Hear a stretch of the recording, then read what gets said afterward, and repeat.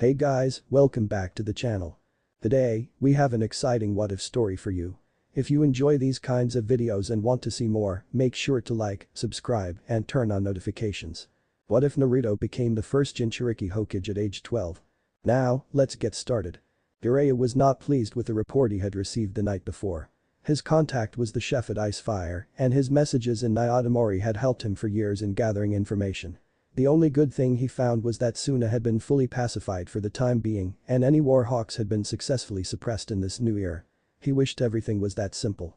First off, Iwa was itching for another conflict with Tokigaku and was sending more forces near the border. Inoki had been trying for decades to create puppet rule in Taki and had been failing for just as long.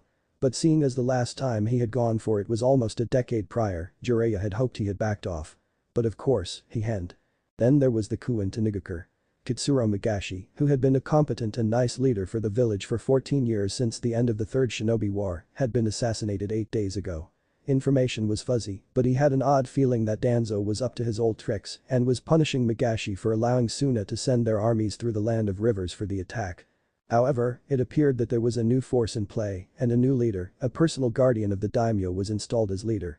It looked like a daimyo power player, but it sure as hell didn't smell like one. Then there was the everlasting shitstorm of Kurigaku, which was coming to a climax. The chef had warned him that 2 red-haired women were vital players in this storm. One was a woman named Mei Terumi with a very powerful genkai that involved lava. She was the leader of the resistance and was gaining ground. The second was a background player, an elderly prison warden named Katura. She had been part of Yagura's regime, but now she was letting prisoners go join the fight and to thank their landed allies for her help. Jiraiya assumed she meant Konoha, but he knew of no Katura or red-haired elder plants in the land of water. Then there was Kumo, who was simply way too forgiving about a few agents who tried to kidnap the Hyuga heiress again. That and the sudden surge of income to the village that suggested mass secret S-rank missions. That was never good. And then there was Kusa, an essential ally of Konoha who was having a long discussion with the daimyo of the land of rice paddies, Aka, the home base of Orochimaru. Who, as his source informed him, was in the general location of Tenzakugai as of 3 days ago. He was praying Tsunadeheim was not going to be stubborn and listen to him just this once. He finally got out of his bed, only to be mildly surprised that he was the only person in the large room. He checked the time, but he saw it was only 20 past 7, so he wasn't in any rush. Figuring Shin was aiming for training, he decided to take his time in finding the Gaki and the flirt and check up on Tsunade and Shizune. He had managed to get an ear onto the ground and found decent information about which hotel she was getting comped at. And he would trust his hormones to do the rest in finding his bountiful beauty. They had never failed him before. Shin was indeed with Naruto, performing a morning run throughout the city as the sun rose. He had bought a large bottle of water from a vendor who opened early, no doubt for men like Shin who needed something for a hangover. He had tried to ply his pills and medicines, but Shin would only take the water. He was only going to trust his body with substances he knew after last night's affair. Meanwhile, Naruto was ribbing Shin for his conduct. You told her you would be her devil, Shin-san. And she would be your angel. I even know not to use those lines on girls. Did you steal them from one of Iro Sennin's books or what? He asked, seriously. Shin did not look directly at Naruto. Well, Naruto-sama, I might have. Jiraiya-sama has pushed me to read his works while I keep watch. Naruto rolled his eyes. Come on, he tried to get me to read that crap and I never bothered. I thought you were supposed to be some super trained guard for Danzo. And you let a perv like that push you around. Shin fought off his headache. It was less me pushing and my interest in his personality. I know very little of Jiraiya-sama except his legend, so I thought his tales would provide an insightful look to his personality. Yeah, that he is a perv. Naruto bluntly replied. Shin shook his head. Well, yes, but more so. Jiraiya-sama is a man who is very protective of those he cares about but has failed them in the past. Considering the passing of the Yondaime when he was not in the vicinity and his inability to return Tsunade-sama home and stopping his teammate Orochimaru from defecting, it reveals a man who is terrified of failing those close to him once again. Shin took a giant swig of his water bottle before completing his thought. I believe part of his lust and perverted books are a manifestation of his inability to find new people to attach to so that he cannot lose them. How can he lose a prostitute or a one-night stand? He has taken a deep psychological risk in apprenticing you, Naruto-sama. I would be more respectful of him. Naruto only looked at Shin for a few moments, taking in what he said. Wow, you make it sound like Jiraiya-sensei is hurting on the inside. He unconsciously gave his teacher the more respectful name. He is. However, I am not a true professional in psychological matters. Though Danzo has allowed me to pursue my interest in the field, he has focused me on combat and other duties that he sees fit. Though it did not dull the fact that Shin wished he had more time to pursue this interest, he could rarely use outside of target profiles. Naruto could only nod at the power of Shin's admission and statement in general. He felt sorry for the man if what Shin had said was right. But Naruto figured that Jiraiya wouldn't want his pity, just like Naruto didn't like pity for his harsher upbringing. Sympathy, empathy, yes. But pity was something he didn't like. It felt like the pitier was feeling superior to the pitied. He might have a good reason and all, but he is still a super pervert. Naruto finally replied, assured that Jiraiya was still Iro Sennin. Shin rolled his eyes. And you are just a regular pervert. Shin nearly stumbled. What are you talking about? You said you wanted to eat off Shizune-san naked body, wanted to be her devil, and that was just to her face. Didn't you also say her breasts looked like warm pillows, that you would forget about Danzo-san for her, and that you would do things to her that would make her sore for a week? That is perverted territory. I was drunk. Shin was embarrassed at the memories of what he said. Why did he act like such a fool under alcohol? So you are saying you were lying? Naruto asked, a mischievous grin on his face. Shin knew he was trapped. If he said he was lying, Naruto would no doubt turn this against him. If he said yes, then he would probably make it worse for him the next time he encountered Shizune-san. And if he kept quiet, he would probably do the same thing. So, there was only one method to escape the situation that did not involve the memory wipe of the future Hokage. Naruto-san, I am feeling rather hungry. I think some ramen would be a perfect alleviator for this hangover. Would you like to see if we could find a ramen ship open this early? Naruto's eyes lit up like it was his birthday. Someone who actually likes breakfast ramen. Shin was definitely an awesome guy. Seeing his reaction, Shin was certain his plan had worked. I'd love to. I didn't see any so far, but that just means we need to look harder. Naruto quickly summoned 4 copies. Okay guys, find the ramen stand. The clone spread out before Naruto turned back to Shin with a deceptive smile. So, do you really think Shizune-san is so pretty? Shin's shoulders drooped. He wouldn't be that lucky. Hinata Hyuga had a lot on her mind.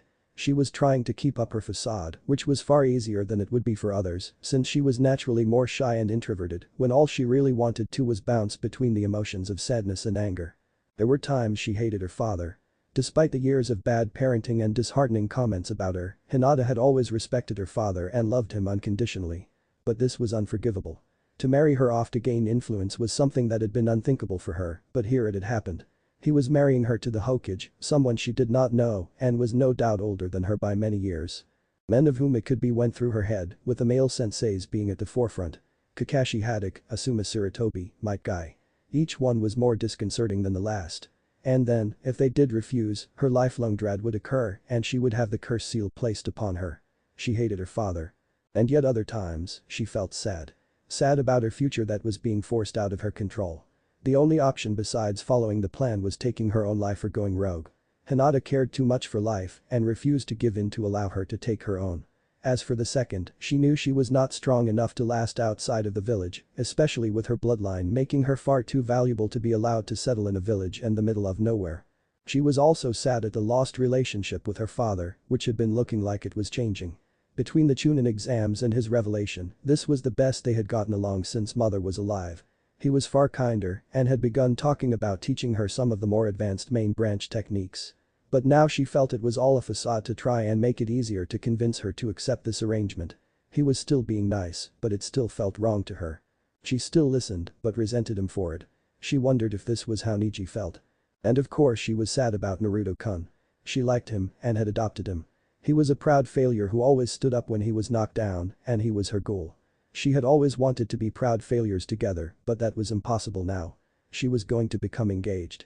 But there was a small voice in her head that told her that everything would come out for the best and she would find her happiness. She put her trust in this voice. So she was trying to find things that would distract her from her incoming fate. The continued search as to why the older generation looked down upon Naruto was at the top of that list. Having failed in spying her way to the answer and seeing as her temporary sensei Hana was blocking all attempts at her discovering the answer, she only knew of one way of handling this. Using her Byakugan, she began tracking a man who would almost certainly know what was going on with Naruto, his sensei. She found him running along the side of the village with 2 vaguely similar chakra signatures. Rooftop jumping her way to where they will be located, Hinata laid in wait beyond a turn so she could stop Kakashi to ask him. What she saw was surprising. On the far left, near the wall, was Kakashi running at a comfortable pace for a, which was incredibly fast in Hinata's eyes. On the far right was Might Guy, her cousin sensei running intensely and motivating the person in the middle. In the middle was the real surprise for her. It was a genin in a green jumpsuit and orange leg warmers. Well, normally that would simply be Rock Lee. Lee was in the hospital and didn't have pink hair. Hinata gawked as Sakura Haruno came running at full blast, keeping up with Guy and Kakashi in a green jumpsuit. So focused the jumpsuited duo was on running, they ignored Hinata as they passed. However, Kakashi was more focused and stopped to see what the Hyuga heiress wanted. "Hello, Hinata-sama." Kakashi politely greeted the Hyuga clan heiress. "How are you doing this fine day?" Hinata was still relatively frozen in place. In the jumpsuit. She managed to ask Kakashi almost incoherently. Kakashi let his eye wander to the dust cloud his student and rival had formed. Ah yes, Sakura-chan is wearing one of Guy's patented jumpsuits. It is a condition of her being trained by Guy. That didn't sound right to Hinata. But Niji Nai-san doesn't have to wear those, neither does Tenten-chan. Well, this is a special circumstance. Kakashi thought back to the situation that led to this mayhem. Flashback. Yeah. I creamed Sai in that fight. That freaky wannabe is no match for me. Sakura bragged to Guy with Kakashi standing nearby. Kakashi let out a long sigh. Sakura-chan, I watched that fight and you didn't win that decisively. And need I remind you Sai did not have use of his hands. Do not overestimate yourself quite yet. Her sensei informed her wisely. I nodded in agreement. Quite, you must learn to walk before you can run. I may have pushed you to walk as a fighter, but with your own effort and hard work, you must become a youthful runner. Sakura rolled her eyes. I have already mastered the basic forms of Taijutsu, since it was as simple as reading what to do and applying it. As long as I keep training with you Guy-sensei, I can keep kicking Sai's butt and teach him not to mess with me or call Sasuke names. I let out a grunt in frustration. I may have ignored this when you came to me, but I do not like your unyouthful attitude. Even if your rival and Sai-san is not the kindest person in the world, it does not do you good to dismiss them and hope for their injury. Kakashi-kun is my greatest rival, but I would never wish to do something as vulgar as kick his butt. I would rather defeat him in a fair fight. Kakashi concurred. Well Sakura-chan, Guy does have a point. The only ill will I would ever wish upon Guy's being his singed eyebrows. I realize the dynamic between you and Sai-san is lacking at the moment, but that is simply something that both of you need to work on. But he is a total jerk. Even Naruto-san at his worst was better than that pale freak. Anyway, he is just some fill-in until Naruto-san gets back from the mission he is on. I just want to focus on beating him before he leaves.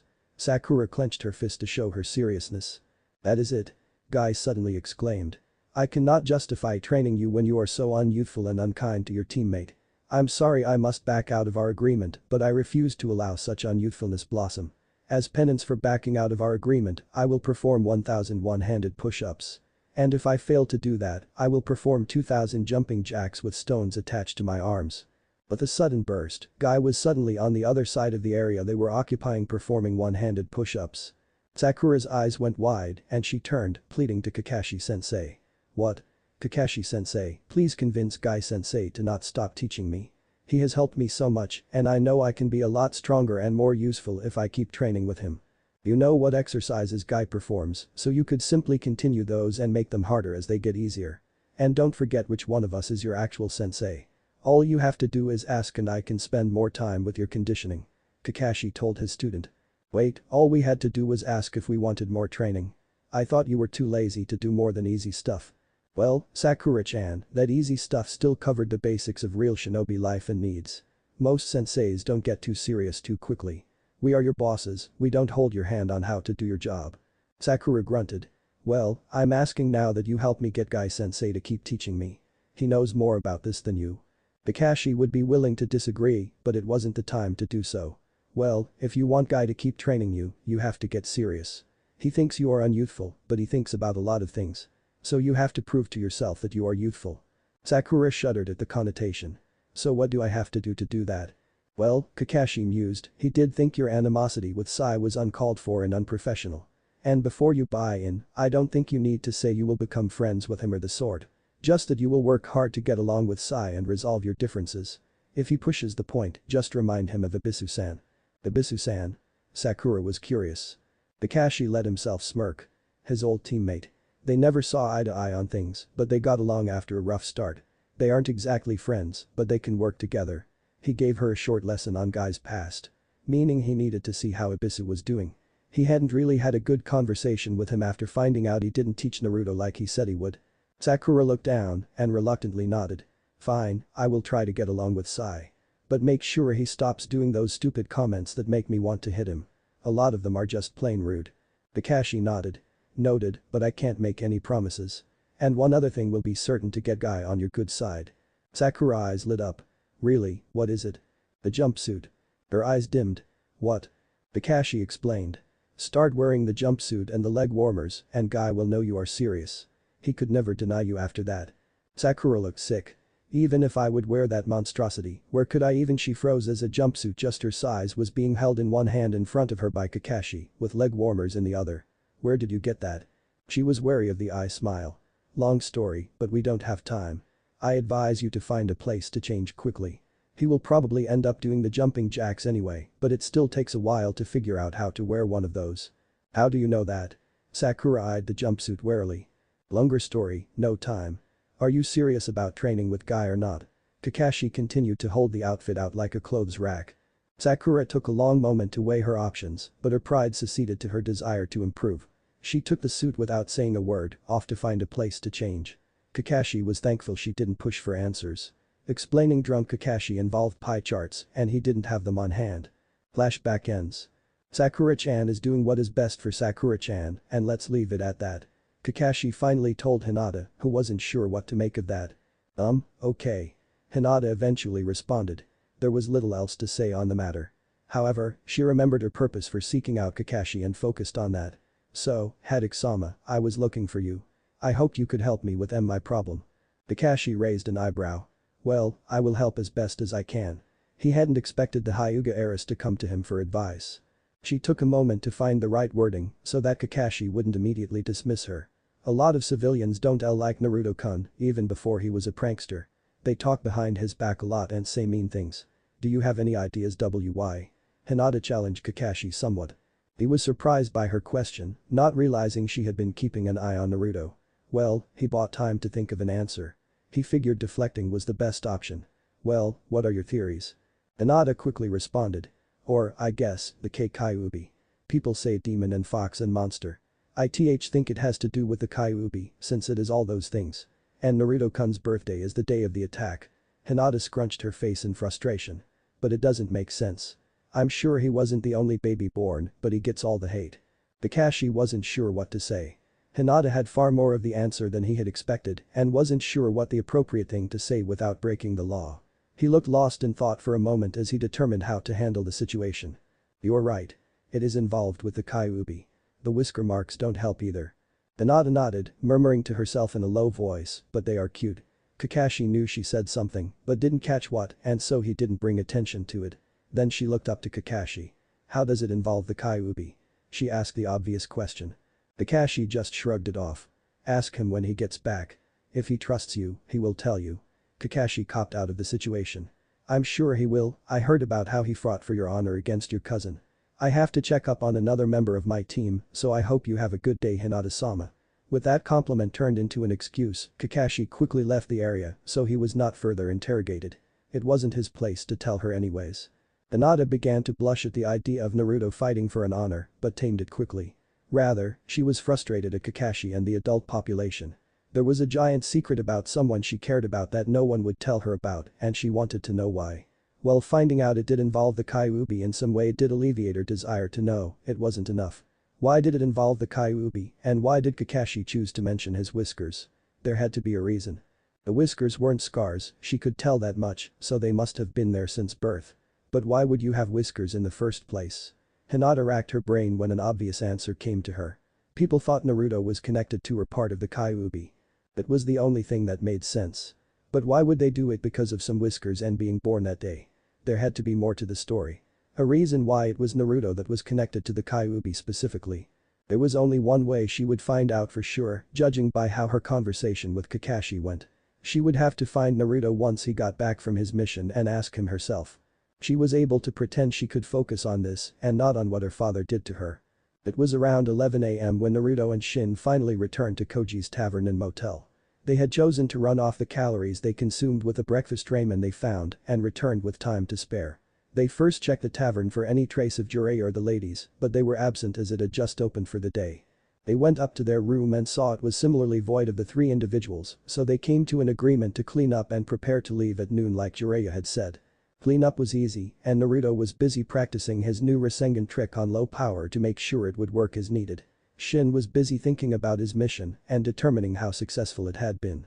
Seeds had been sown for Danzo. Naruto had shown tremendous growth in 3 weeks from mediocre candidate to a person who could easily be upgraded to special, and he had improved as well.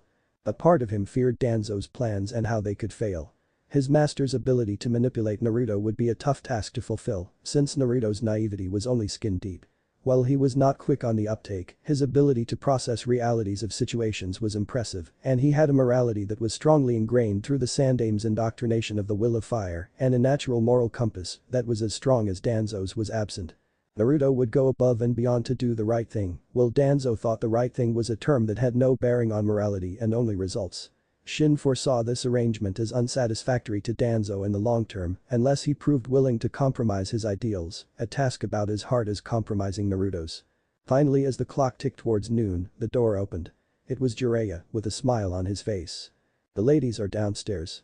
Entertain them while I pack my stuff up," Jiraiya told the duo, walking into the room. They nodded and grabbed their bags when Jiraiya continued. "And Shin-san, I must say Shizune-chan does think you are quite cute as well." Shin felt himself blushing as Naruto let out a few snickers. The boys left the room and headed into the tavern to meet up with Tsunade and Shizune, who were at the bar having a drink. Naruto's eyes went wide. "Why are you drinking this early? I don't want to have to carry a drunk all the way to Konoha," he exclaimed towards Tsunade in particular, who had more alcohol surrounding her. Tsunade rolled her eyes. "Brat, it is never too early for sake. And I ain't the white-haired kid who flirted with Shizune-chan, I can hold my liquor damn well." She took a drink from her cup. "And, regardless of what you are in Konoha, we are not in Konoha. So I don't have to bother with what you think." Naruto's eyes twitched. Who the hell did this woman think she was? "Well, I don't think that matters much. I don't want to have to carry a drunk lady back to Konoha, so I say you should stop." Shizune frantically began to shake her head. "Please do not start. Uzumaki-sama, please do not antagonize Tsunade-sama. Tsunade-sama, please understand this boy's point of view. He doesn't know you quite well, and what he asks is fairly reasonable." "Like I care about being reasonable." Tsunade cut off her student. The reasonable thing would have been not to listen to that perverted idiot's sad story and get the hell out of town. But since that didn't happen, how about he be reasonable and let me drink in peace? Shin saw where this was going and tried to pull him away. "Naruto-sama, please do not start something. Jiraiya-sama will be down quickly and we will no doubt leave soon after. It is unlikely she can become that drunk in that time period." Naruto ignored him. "How about you be reasonable and stop drinking when we are getting ready to leave?" Tsunade rolled her eyes. "What are you going to do about it if I can't? Stop me? I'd like to see that." She called for the bartender to refill her cup. She was waiting for Naruto to make a stupid comment back at her, the sort of comment she couldn't help but imagine Nawaki making to her in this instance, when all of a sudden her cup flew off the bar counter. Everyone followed the cup as it was suddenly pulled towards Naruto, who caught it as it flew over. He was giving her a superior smirk. "Yeah, I will." He walked over and placed it on the countertop on the opposite side of Tsunade. "Every time you try to drink, I will definitely stop you." Tsunade eyed the cup and then went back to Naruto. She let out a mean grunt and stood up from her bar stool. She audibly cracked her knuckles, which had Shizune and Shin instinctively flinch. "Look brat, that is a nice little trick you got there, but I am afraid you misunderstood me. When I said stop me, I didn't mean for you to try. But now that you have, I guess I have to instill some respect for your elders and your orange ass, now don't I?" Naruto stuck out his tongue. "Maybe I will respect you Bachan once you drop the act and look your age." Naruto went from playful to more serious. "And I think I have to show you why I'm not a brat." Naruto took on a defensive stance, preparing for an attack. While the bartender pleaded for them to take their issues outside, Jiraiya walked down from the steps to the hostile situation. Before he could get a word in, Tsunade made an offer to Naruto. "You think you can take me? That's funny. If you can even land one punch on me, I will listen to you, no questions asked. But if I knock you out before then, you have to listen to me, no questions asked." "Why would I take that deal? It seems like it would just screw me over." "I mean, you will have to listen to me anyway." Naruto had a spurt of logic that countered Tsunade's bet. "Then how about I sweeten the pot? If you hit me, you get my necklace right here." She pulled on it to show what she meant. "But I don't wear jewelry," Naruto pointed out yet again, not seeing how this deal was supposed to entice him. Jiraiya finally cut in. "There is no reason to fight. We can start arguing again once we are on the road, but how about we get out of the city first? He was ignored as Shin realized what the necklace was. That is the famous necklace of your grandfather, the Jinchuriki Hokage. It is considered so valuable, the daimyo of the land of tea offered you his nation in exchange for it. Naruto's eyes went wide. Wow. That is incredible. Tsunade rolled her eyes at the boy's reaction. She could almost see the money sign in his eyes. It belonged to the first Hokage himself. I get that, and you have to listen to me, no questions asked. Naruto's grin had a hint of ferality. I have been wanting to test my new moves on somebody. Though Iro-Senin is right, it would be too dangerous for us to fight here in the city. Jiraiya nodded. Yes, so how about we forget this silly bet, and Naruto cut him off. So how about once we leave the city, me and you settle this? The loser has to listen to the winner, and I get the necklace when I win. Naruto stuck his hand out. Tsunade quickly shook it. You're on, brat. And when I win, I'm gonna make sure you pay for as much of my booze as I like. Jiraiya facepalmed. Of course they would end up butting heads like this. Though this was a good opportunity to see how Naruto would fare in a one-on-one fight with a very strong opponent. But of course it had to be Tsunade. He better not hurt those kami-sent bodies. As the 5 individuals left Koji's tavern, a familiar duo was out of range, watching them. Should we contact her, Orochimaru-sama? Kabuto asked, looking over the group with Tsunade. Orochimaru looked at the group formed and had to think about it. Considering it is you and I against them, it would mean myself versus my old teammates and you challenging their apprentices and the white-haired boy. While there is an easy manner to subdue Tsunade and Uzumaki, we would still have difficult fights ahead. And the whole purpose of this was for her to heal my arms, but it appears she has sided with Konoha. Fighting her now would be an exercise in futility. Kabuto looked annoyed at that news, since he had been a tad curious about if Uzumaki had become any more of a threat or if he was still the same brat as before. That is most unfortunate. I guess we must determine a new way to heal your arms if this avenue is taken. Orochimaru nodded. Indeed, though I presume the labs have had little progress. Kabuto let out a sigh. Yes, Orochimaru-sama. It has proven difficult to rejuvenate the dead tissue within your arms. And from all preliminary tests, a transplant would fail as well. The third's last act has proven more successful than we feared. Orochimaru narrowed his eyes. Curse you, you old bastard. If only I had a way to take my arms back from Kami, this would be a simple proposition. He paused, his eyes lighting up in recognition of a long-forgotten memory. The Uzumaki Temple. Kabuto looked at his master, confused. Uzumaki Temple? I assumed Uzumaki was an orphan name. Orochimaru's eyes had new life in them. No, your lessons have failed. The Uzumaki clan may have died down to a few pests such as the Container, but were once a mighty clan aligned with Senju in the latter years of the Warring Clans era and in the early years of Konoha. The destruction of their native village during the Second War has seemingly wiped them from the history books. He looked out into the distance, a smile curling on his face. They had a temple built in Konoha, an ancient temple which held a number of masks. Many were decorative, but one is said to have a way to contact Kami's realm itself. Kabuto saw where this was going. If we are able to contact Kami's realm, we will be able to retrieve your arms. Orochimaru nodded. Along with the souls of the past cages all sealed within. How will Konoha fare when its 4 greatest fallen heroes all come to become its reckoning? Come Kabuto, we have plans to make. Kabuto nodded in understanding and, with a swirl of leaves, they were gone. Later that day, when they were outside of Tanzaku quarters, Tsunade and Naruto stood on opposite sides of a large open field. Shizune and Jiraiya both stood on the side, annoyed that they weren't able to their respective charge to back out or convince their opponent to abandon ship. Shizune mentioned the curse of the necklace which Naruto ignored, while Tsunade refused to believe that Jiraiya had turned this orange-wearing brat into a threat. Shin decided to referee and decide who would win if it came into question. Tsunade stared down at Naruto, who was eyeing her back. It stayed like that until she said something. Come on kid, you're the one with something to prove. Or are you just gonna do the smart thing and respect your betters? Naruto put his hands together. I will once I see one. Shadow clone jutsu. Behind him, a dozen clones formed, immediately running into position around the slug Sannin. She looked around, not impressed. Surrounding the enemy might work against the type of enemies you have fought, but it won't work on me. Naruto ignored her comment and began to send various clones in to charge her. He watched as she carefully dodged each blow of the 5 clones who attacked with expertise, forcing them to pull back to prevent them from attacking each other. She looked bored as she did this, finally charging her fist back to punch the ground near 3 of them. The ground quickly gave into a crater that sent rocks flying, destroying the 3 clones instantly. All of the Narutos were surprised at this sheer strength. He heard from Jiraiya that she was strong, but this was insane. But he made sure not to let it get to him. He charged in with the next trio of clones, who timed their attacks from the sides and behind Tsunade perfectly as Naruto came from the front. Naruto knew she was in a tough spot. Even if she jutsued her way out of there, he still had some clones ready to strike. Instead of all the ways Naruto thought she could escape, Tsunade stood her ground. Or, more precisely, stamped her ground.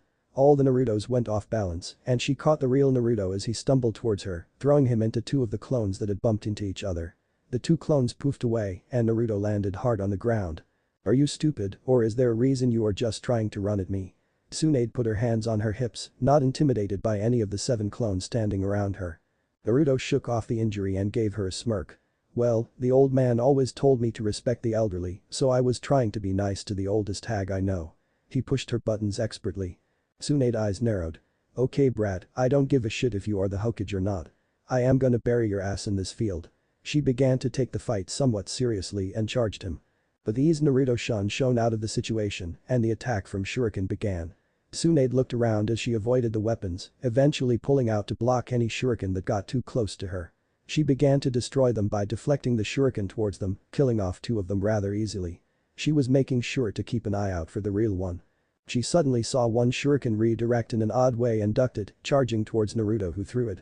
His eyes went wide, but Tsunade came too quickly for any counterattack. She threw a devastating punch towards that one, certain it was real. After contact, the log used to replace Naruto exploded. Tsunade was quick to turn around and do a roundhouse kick to the 2 Narutos who had tried to take advantage of her kick. They both blocked to the best of their ability and one survived the encounter. She would have followed up, but then she heard a line she didn't like. Great fireball jutsu. She looked to find the direction of the fire blast. She quickly saw it was 2 different Narutos who had cast it, managing to perfectly hide one voice within the other. A useful trick, but not good enough. She backflipped out of the way in the nick of time, so not a single flame connected. The one Naruto who survived the kick quickly disappeared in the flames. The moment she landed, she quickly found herself having to avoid the attack of a Naruto who was making her dodge with a lot of effort. Annoyed by the amount of effort she had to make for this brat, she got inside his guard and flicked his forehead violently. Naruto flew back a few feet before getting destroyed. She was quick to look around and saw 2 Narutos left. So, are you gonna make any more of your copies to try and swarm me or what? One Naruto, probably the original, shook his head. There's no need for Bachan. I'm about to beat you right now. She couldn't help but chuckle. You beat me? You still haven't touched me. He grinned back, suddenly focusing chakra in one hand and jabbing his second hand. Tsunade was confused until she saw the blue sphere form. She remembered that Jiraiya had mentioned he learned his father's move, but he was going to use it against her. She guessed he was getting really serious. Rasengan. He suddenly charged her, and she made sure to take it seriously. It was an air rank ninjutsu for a reason. He increased his speed as he charged, telling Tsunade that all the previous assault was a ruse to get her to let her guard down just enough. Which meant there had to be another sneak attack as a diversion for the first. She looked around and saw a distance away another Naruto with burns on his orange jumpsuit. She knew that was the original that must have used the fire as an escape, which meant both of the Narutos in front of her were clones. She quickly avoided Naruto with the Rasengan and looked at the second Naruto clone, who quickly threw a few kunai at her. She made sure to avoid the second jab of the Rasengan from the clone before quickly destroying him with a chop to the neck as the real Naruto charged in towards her. She then noticed the remaining Naruto clones do something weird. In his left hand he seemed to be performing the Rasengan, but it was noticeably underpowered. He was using his fingers like he used his hand with a full-powered Rasengan, making a weak but destructive imitation of the original. Then, on the other hand, she noticed a flicker of chakra in the light when he suddenly placed his left hand together with his right with the Rasengan in the middle. Tsunade remembered the original still charging her and turned to face him, but he had unexpectedly stopped in short range and went through 2 quick hand signs. Fuden. Air bullet. He summoned a blast that made her move position to avoid it. Remembering what the clone had been doing, she took a quick glance back to it and saw in amazement as the Rasengan hung 2 feet from Naruto's right hand with half a dozen strings attached to it.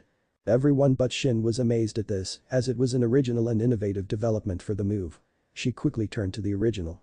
How the hell did your clone do that? That Naruto gave a smirk. Whoever said it was a clone. In a puff of smoke, a new Naruto emerged free of any burn marks. Tsunade cursed, she had been tricked by a basic henge, which had been aided by distance. She didn't have long, as the other Naruto charged and swung him towards Tsunade. Rasengan hammer. It missed Tsunade by a hair on the first swing downwards and was quickly turned into a diagonal swing upwards. She dodged that blow and slipped behind Naruto for the third attack and went for the knockout blow with a chop. The Rasengan hammer quickly petered out after the blow, and then Naruto followed it with a smoke cloud poof. She had been tricked again.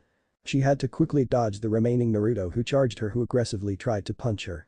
She had to admit she was impressed by the kid's tactics and saw his potential, but it was time to end this fight. At the feet of the last Naruto, she quickly delivered a strong punch to the ground. He quickly shot into the air along with a few boulders she had knocked. At the same time, Tsunade felt a presence behind her and turned to face it. Naruto was bursting out of the ground and aiming a punch at her head. A quick flick sent it flying as it jumped towards her, but at the same time she suddenly had whiplash as something violently struck her in the face. The Naruto that had been underground poofed away, and Tsunade slowly turned around, holding her jaw as she saw a grinning Naruto behind her. "I pushed off one of the rocks when my clone tried to get you from behind. Fortunately, you were too busy. And there is more where that came from." Cockily, he gestured to her to bring it on. Tsunade stood there, dumbfounded that this kid had tricked her so thoroughly. And for the third or fourth time, she remembered her little brother Nawaki. He had the same expression and said almost the same damn thing the first time he got lucky and landed a hit on her. But this kid hadn't been lucky. He planned it out, had multiple backup plans, and she saw multiple ways he could have done that situation differently. Confuse her about which Naruto was the real one, take his lumps, use a few flashy moves that could either land a big hit or force her into position, and have a great poker face. She came to a startling realization that, even if both of them had been going full force, which she knew they hadn't, he could have still done this. He could have gotten that hit, and in the right situation, it could be a lethal one like what that kick would have been if it was a kunai. Jiraiya was right. He was good, really good, but still raw. He needed help. He could be a great Hokage, like her grandfather. And maybe she could help. She finally broke out of her daze and looked down at Naruto. "Look, I'll admit you got me. But if we were in a real fight, I would mop the floor with you. I'd like to see you try." Naruto quipped back. Shin stepped in. This was not the agreement. It was a competition based around if Tsunade-sama could knock Naruto-san unconscious before he landed a hit. He was able to land the blow first, therefore Tsunade-sama is liable to fulfill her agreement to Naruto-san. She is required to listen to whatever he requires of her and is required to give him the necklace she is wearing around her neck. He formally spoke. Shizune stepped in. "Please, I know Tsunade-sama put it on the line, but I ask of you Uzumaki-kun that you please allow her to keep it. It is her only heirloom of her grandfather." Naruto seemed to spend a second on thinking about it, but Tsunade didn't let him think long. "Don't be worried on my behalf. I promised him the necklace if he won and he won the bet." She slowly began to take the necklace off and walk towards the real Naruto. "As long as he treats it with respect, we won't have any problems, now will we?" She looked down at Naruto with an expression he was not used to. He just nodded. "Well, of course. It probably means a lot to you, and it was the first Hokage's. I would be a big jerk if I did something to his stuff like selling it or something." Jiraiya looked on, glad that this situation seemed settled. He had convinced Tsunade and Shizune to come back for the time being, even though he humiliated himself in the process, and the animosity between the Gaki and his home seemed to be dealt with. Now all they needed to do was regroup and make their way to Konoha. Tsunade gave him a soft smile, which he hadn't expected. Carefully, she placed the necklace over his head and around his neck. Tussling his hair, Naruto felt it was a really sweet moment and began to wonder if this was what it was like to have. Oomph. Naruto bent over, clutching his stomach. The sweet smile was sickly sweet now on Tsunade's face, and her fist hung in the air where she punched him. "If you ever call me a hag again though, I won't go easy on you. You can ask Jiraiya about what I did to him when I didn't go easy on him. Like to have a violent granny who wears too much makeup and drinks too much sake. Damn it." Naruto coughed out as he laid on the ground. Jiraiya let out a long sigh and walked over and put Naruto on his shoulders. He was going to have to make sure that this trip remained civil. 2 days later, Jiraiya almost cried tears of joy when he saw the gates of their home village. Dealing with Tsunade and Naruto had been a hassle most of the time, along with his home, complaining about the breaks they took for last-minute training. And the sexual tension between Shin and Shizune was building, though it would be a slow build. He was certain he had his next book on the way with those two. Shin was the perfect gentleman breaking out of his shell, and Shizune would play the repressed maiden quite well. Naruto saw the village gates and the mountain and grinned. He took off in a sprint, ignoring the calls by the group he was traveling with. It had been almost a month since he had been home, a month of waiting for his dream to become reality. Naruto Uzumaki, the goddamn Hokage, was back in Konoha. When the 5 returning shinobi re-entered the village, the last thing they were expecting was to be rushed quickly into the hospital by Katesu and Izumo. They were insistent on Tsunade quickly using her expertise to work on a patient in stable but critical condition. Naruto found out what had happened when he was gone, and he was shocked by this information. Akatsuki had tried making their move. Itachi Uchiha and one of the 7 swordsmen of the mist came to the village, ransacked his apartment, and put teammate Sensei in the hospital. And considering the look Jiraiya was wearing, he knew about it. Naruto gritted his teeth as they made it to the hospital. Couldn't he trust him with that information? In fact, wasn't it his right to know that it happened? The room for Kurenai Yuuhi was not empty when the gathering made their way there. Anko and Asuma happened to be visiting at that time and were surprised to suddenly see the roaming Sannin after over a decade of her travels. Save the formalities for later, do they have any clue on what is going on in there? Tsunade hand waved any formalities and was quickly reading over her medical chart she had grabbed. Tsunade-sama, shouldn't you discuss with the head doctors about? Asuma began to comment. If they knew what was going on, they would have already fixed it. They aren't unskilled, just unimaginative. Tsunade claimed. Well, they said something about lingering effects of her being in a coma-like state, but that was it. Asuma told her what he knew. Tsunade pondered for a few seconds before an answer came. So I am going to have to scrub her brain's neural networks of all lingering chakra from Itachi and reactivate whatever chemicals have been shut down in her brain. Shouldn't take me more than 3 minutes. Naruto was confused by the lingo and pretty sure he wasn't the only one. Shin and Anko were clueless as well, while Asuma and Jiraiya looked like they had an idea what she meant. Shizune looked awe-inspired, so Naruto guessed it was something really. He asked for clarification. Tsunade made her way over to Kurenai bedside and reached to her head, while her hands were glowing a warm green sensation. The group watched the master work her skills for a few minutes before an unexpected loud groan could be heard. Kurenai's mouth began to move as a second groan still followed, before her eyes shot open. Is it over? She unexpectedly asked as her eyes darted around the room, eventually resting on Asuma. He gave a relieved grin. Yes, it is Kurenai-chan. Yes it is. Sleeping on the job. And they call me the irresponsible one. Anko made a crack, the relief on her face evident if you looked. She cast an eye to her annoying friend. I doubted. How long was I out? They are saying a month. You are lucky that all your mental facilities are working without a hitch. Though, if I can tell from what I felt up there, you using that sleep to knock yourself out probably helped more than anything. Tsunade told her patient, who became aware of who exactly had healed. Tsunade-sama. Kurenai cried out with a start. What are you doing here? Here? Fixing you since no one else had a clue how to do it. Konoha. Because I let my sap of a teammate drag me back here. Tsunade shot a look at the trio that had brought her back. Now, let me talk to your friends over there while I attend to, other business. She got up and left the hospital room as abruptly as she came. The group followed her out to leave Kurenai, Asuma and Anko be. The part of Asuma knew he needed to catch up with Naruto quickly to inform him about what was going on with Hiashi and his and Shino's plan, but he was preoccupied with joy at the moment. You were amazing there. You fixed her in like 2 minutes, Ba-chan. Naruto confessed after they left the room. You know, I have a friend, Rock Lee, who the doctors said can never be a shinobi again. Can you maybe take a look at him and see if you can help? Tsunade growled. Don't call me Ba-chan, brat. And since I am a professional, I guess giving him a look wouldn't be the worst thing ever. But not today. If I am going to be hanging around, I want to make sure the hospital is doing its job properly. Being short-staffed doesn't mean being mediocre. Shizune nodded in agreement. Tsunade-sama is correct. I too am curious about the state of medical affairs in Konoha.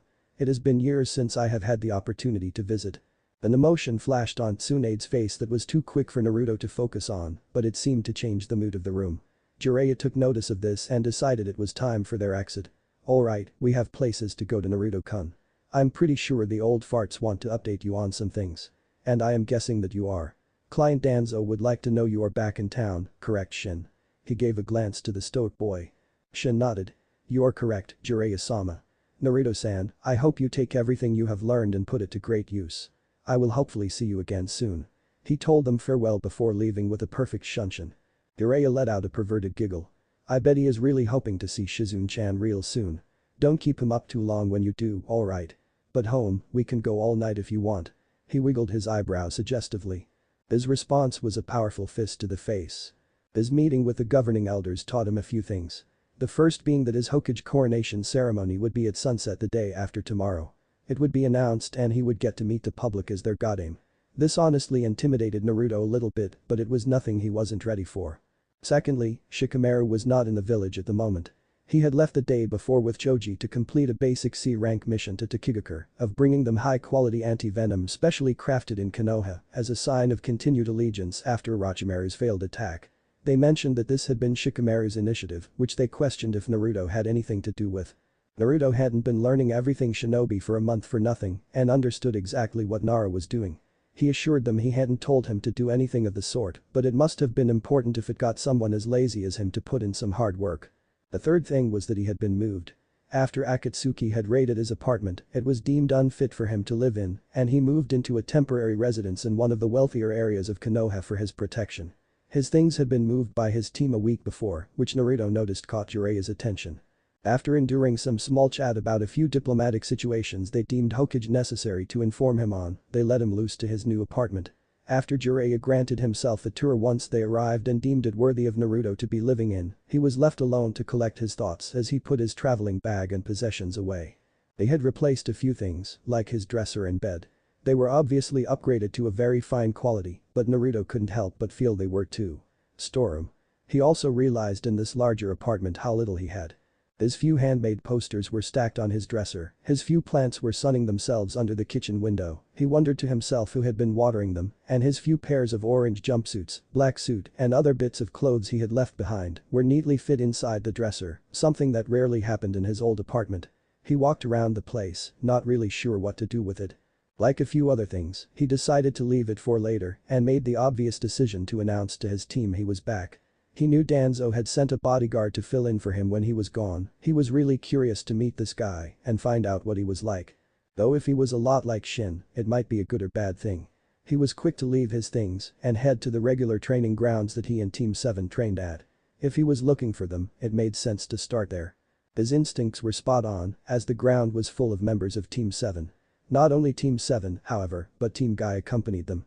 He looked at the layout of the teams with great interest, having not seen any of them in a month. There was Sasuke in the middle of combat with Tenten, avoiding her weapons with the trained movements of his Sharingan. He looked strong, but Naruto knew he was definitely stronger than the team now. Then he saw Kakashi speaking with Lee, wearing his body green jumpsuit and orange legwarmers. Lee looked like he had gained a slightly different shape and had dyed his hair a bright pink. Naruto felt pity for him, trying to woo Sakura-chan like that. She was better than a faux recreation of her hair color making her fall in love. His hairstyle had changed from the bowl cut, which Naruto did agree with. Lee was cool and all, but that hair did make him look like a dork.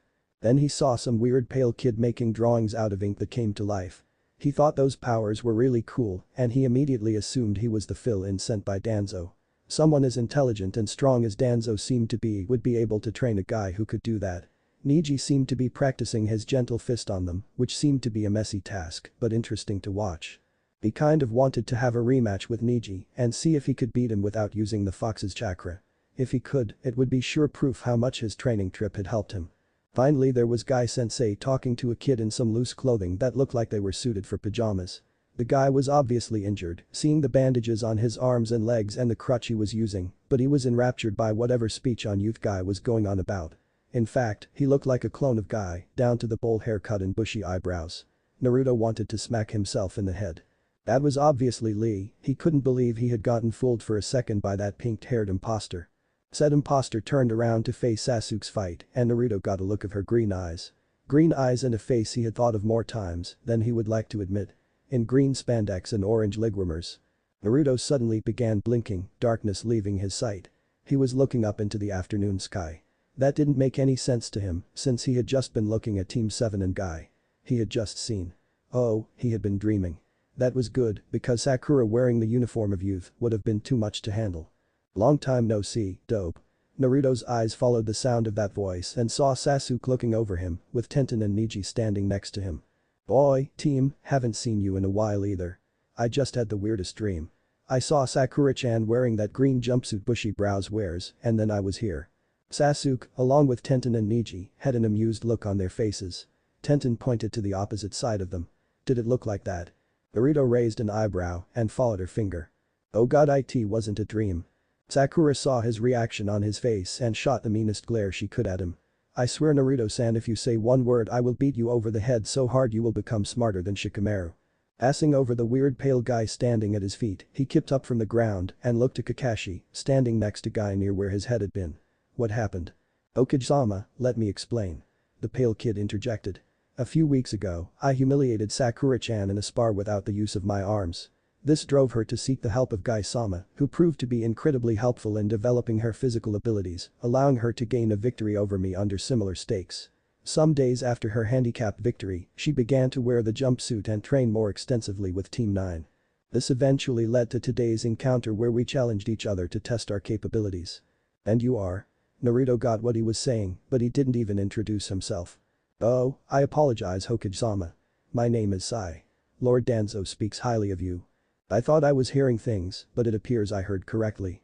Naruto-san, why is Sai-san titling you Hokage-sama? It hardly seems appropriate. Neji pointed out the obvious botch in Sai's speech. Sasuke and Naruto stiffened slightly, knowing the truth, but Kakashi was able to cover him. Sai-kun, I thought we discussed this. Naruto only calls himself a future Hokage. He doesn't just call himself Hokage, no matter how much he says the word. It may be cute, but he isn't that arrogant. Sai nodded. Of course, Kakashi-sensei. I apologize for the misconception. Naruto-sama. Sai was thankful to Kakashi for covering up his unprofessional slip of the tongue. So, Naruto-sama, Sakura began mocking the title, what have you been doing the last month with that pervert Sannin, Jiraiya? Naruto grinned and turned towards her, faltering a bit looking at her in that attire. Well, him and this guy named Shin who is a personal bodyguard for this guy who used to be Jiji's rival, were training me while we were finding Iro Sennin's old teammate to bring back to the village. He turned his attention to Lee. That reminds me, I asked her to see if she can look at your bushy brows injuries. She is supposed to be the best doctor in the world or something, so she has to be able to do something. Lee's eyes lit up at the generosity his friend had shown, thinking of him and his dreams. The one to glomp Naruto, however, belonged to his teammate. You met Lady Tsunade. She is my idol. She is my inspiration to be a great Kunoichi and the best Sannin to ever live. And she's back in Konoha. What is she like? Tenten began to ramble asking about her. He squirmed out of her grip quickly, surprised by the outburst. He decided to be nice to Tenten and not reveal the truth of her idol. It would be like finding out that the fourth Hokage was a drunken jerk. Before he found out the truth. And even now. He just couldn't imagine him being like that. She is everything you can imagine. She is at the hospital now if you want to meet her. He sidestepped the question. Yosh. With a shout more characteristic of her teammates, she immediately left the training ground and was going in the direction of the hospital. There goes my training partner. Sasuke casually commented. He was actually enjoying their spar, too. Naruto flashed his canines. Hey, that just means I can show you everything I learned. He propositioned Sasuke for a spar. That sounds interesting, my little students. I'm sure we would all like to see what Naruto learned from Jiraiya-sama, wouldn't we? Kakashi turned to his companions, curious as well. He wanted to see what Naruto could have learned since he had left and how well he could defend himself. The five left agreed. Guy and Lee were always up for a youthful battle, Neji was itching for a spar, but did want to see how good Naruto had become with his latest bout of training. Sai was interested in learning what were the capabilities of the next Hokage, and Sakura wanted to see who was stronger. Ever since their battle with Gaara, her assumptions about her team dynamic had changed. Before then, back in the forest and wave, she always thought of Sasuke as the leader of the trio, while Naruto was his super competent but bumbling sidekick. But after seeing what lengths Naruto went to in order to defeat a shinobi Sasuke could barely touch, she had been forced to reassess. Now it was more of Naruto being the idiot savant leader with Sasuke around as serious, highly trained and skilled second in command. Like in the one pirate story she read as a kid. Quickly they moved into position as Kakashi acted as judge. After getting them to make the seal of confrontation, he let them loose on each other and enjoyed the fireworks. The fight started with a round of taijutsu as they had rushed in at each other, and the first improvements of Naruto could be seen. Sasuke had speed on him, but Naruto could keep up with his nearly perfect form and understanding of this taijutsu style and combinations. For all the ferocity in Sasuke's form, Naruto was able to avoid the worst of it and tank the rest of it while managing to get in his punches and kicks. Their exchange lasted a minute or two before Sasuke palmed a kunai to slash at Naruto's exposed ribs. He hadn't been expecting to swipe into a puff of smoke. Sasuke's instincts kicked in as he rolled to his left, avoiding the shuriken Naruto had thrown behind him. Sasuke began looking at Naruto, who had more shuriken in hand. That wasn't a Kawarimi jutsu, was it? He said to Naruto. Naruto shook his head. You're right, it was a shunshin. I could show you how to do it if you want. Naruto's tone annoyed Sasuke. He closed his eyes for a moment, took a breath, and with his free hand, threw 4 kunai towards Naruto. As he expected, Naruto used the shunshin to escape again, mainly to taunt Sasuke. What he didn't expect was Sasuke to turn into a puff of smoke and for a kick to the ribs to send him reeling a few seconds later. Naruto quickly turned to face his attacker, which was a smirking red-eyed Ichiha. You cheater. You used your Sharingan to steal my. It isn't your, you know that done. And didn't you say you would show me how to do it? Sasuke mocked his teammate. Instead of a response, Sasuke had to dodge the shuriken thrown at him. He could have taunted Naruto with a shunshin, but it seemed wasteful and would prevent him from properly returning fire with his kunai. Of all the things he expected, one of them wasn't for the kunai to hit Naruto, and he went into a different puff of smoke. Kage Bunshin. Sasuke muttered aloud. How hadn't he seen when Naruto pulled it off? Sasuke ducked under the blow he felt coming and gave an inquisitive look at Naruto attacking him. He wondered if he was the real Naruto or a clone. He decided it didn't matter, since Naruto was his enemy at the moment. Dodging another kick, Sasuke went in for the kill. Sidestepping inside of Naruto's guard with the speed honed from training, he went for a knee to the stomach of Naruto.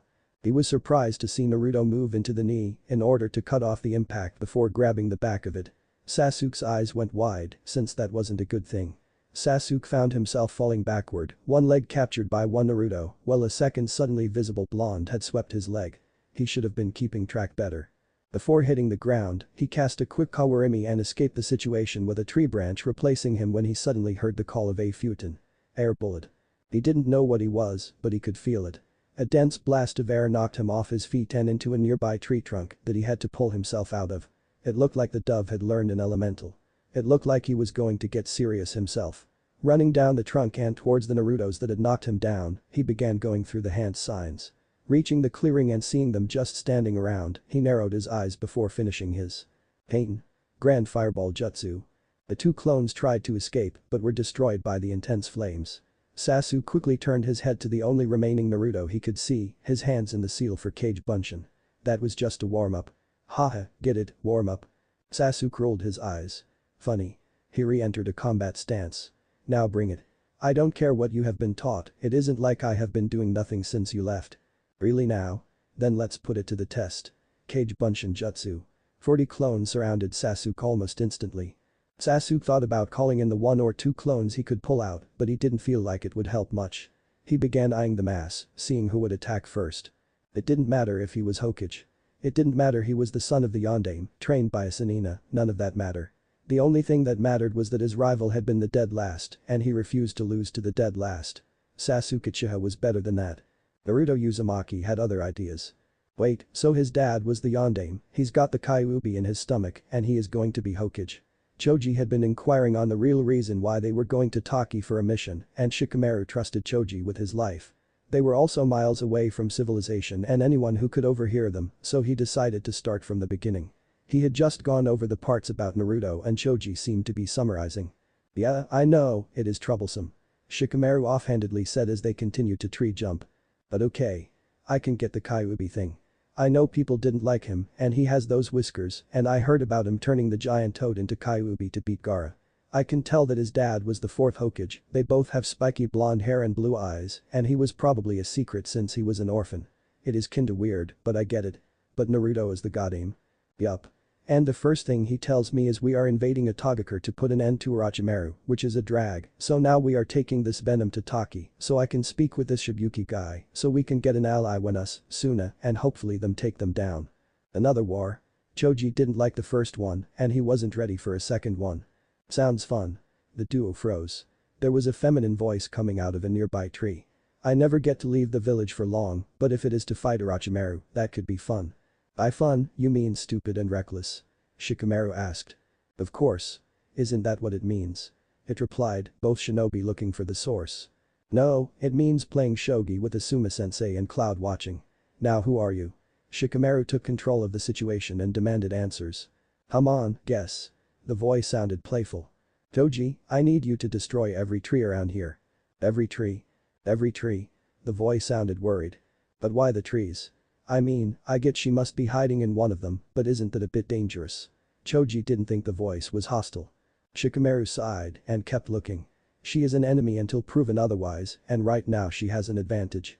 Our best bet is to eliminate the advantage. Choji shrugged his shoulders at his friend's order and prepared to expand. Don't destroy the forest. Seemingly out of nowhere, two trees ahead of them, a girl around their age phased into existence. She had mint green hair, orange eyes, and fishnet armor and shorts to go with her white midriff shirt with no sleeves and skirt. She was tanner than most people they had seen and immediately reminded Choji of Naruto. My team will come running and then we will fight and I'm pretty sure we were sent to lead you to our village. She pointed to her right arm where a Taki headband was located. You are the team Shibuki-kun told us about, right? Shikamaru sighed and nodded. Yes, yes we are. I'm surprised you are this far out from your village however. From what all reports say, we are still a good 3 hours out. She let out a chuckle before rubbing the back of her head. I may have wandered off a bit and just happened to see you coming. Shikamaru wanted to fassip him, but resisted the urge. She jumped and landed on the same branch as them with her hand out. My name is Fuu, what are your names? Choji was polite and introduced himself first. Shaking her hand he said. My name is Choji Akimichi and the chunin over there is my friend Shikamaru Nara. We come from Konoha for. Well, I guess for the venom but. You overheard that other stuff, didn't you? Fuu nodded. Yup. Is this the same Naruto that saved our asses a few months back when Suion came into town? I was on a mission when that happened. Shikamaru sighed. That information is classified only for your village leadership Yuki to know. Fuu waved it off. I'm like a sister to him, you can tell me Shikamaru-kun. She unleashed the puppy eye jutsu on him unexpectedly. He had once thought Ino would be the most troublesome girl he would ever know until he met Temari. And then he was certain she would be the most troublesome girl he would get to know. But now it seemed like Fuu was coming fast for that title. What a drag. Sasuke Uchiha was humiliated. Naruto had done something when he was fighting the horde and now he was tied up with invisible chakra threads. He could see them, of course, but he didn't know how to break them. And Naruto had been smart enough to keep his hands far apart from allowing him to escape. And now the dove was gloating. So yes your brother is the best for teaching me all about chakra thread. It was pretty easy to beat Sasuke with them. Guess he isn't the greatest, now are you? He turned his attention to Sasuke. Sasuke knew he could do better. But he was better than this. He should be equal to him at the very least. On his best day, he could understand Naruto squeaking out a close victory if he wasn't on point. But like this. Sasuke could do so much better. This was a bit of luck. Next time, you won't be so lucky. He warned Naruto. Naruto laughed it off. Whatever, I will kick your butt the next time we go. Anytime, anywhere. He nodded to his clones who let Sasuke free from his entrapment and vanished out of existence. Except today. Or tomorrow. I've got a big day tomorrow, so I need to prepare. A big day? For what? Sakura asked inquisitively. Naruto flashed a bright grin. You wouldn't believe me even if I told you. With that cryptic remark, he left in a hurry. Sakura turned her attention from the blonde to Sasuke. Don't worry, you know the saying. Every dog has his day, even a dumb dog like Naruto-san. I'm sure you will beat him next time Sasuke-kun. I'll be rooting for you. Her cute pep talk was ruined by her attire, but Sasuke almost appreciated it. Almost. The gathering slowly disbanded until it was just Sasuke and a quiet Sai. Sasuke felt Sai's eyes on him and he didn't like it. What do you want? Sai thought for a moment longer before saying his piece.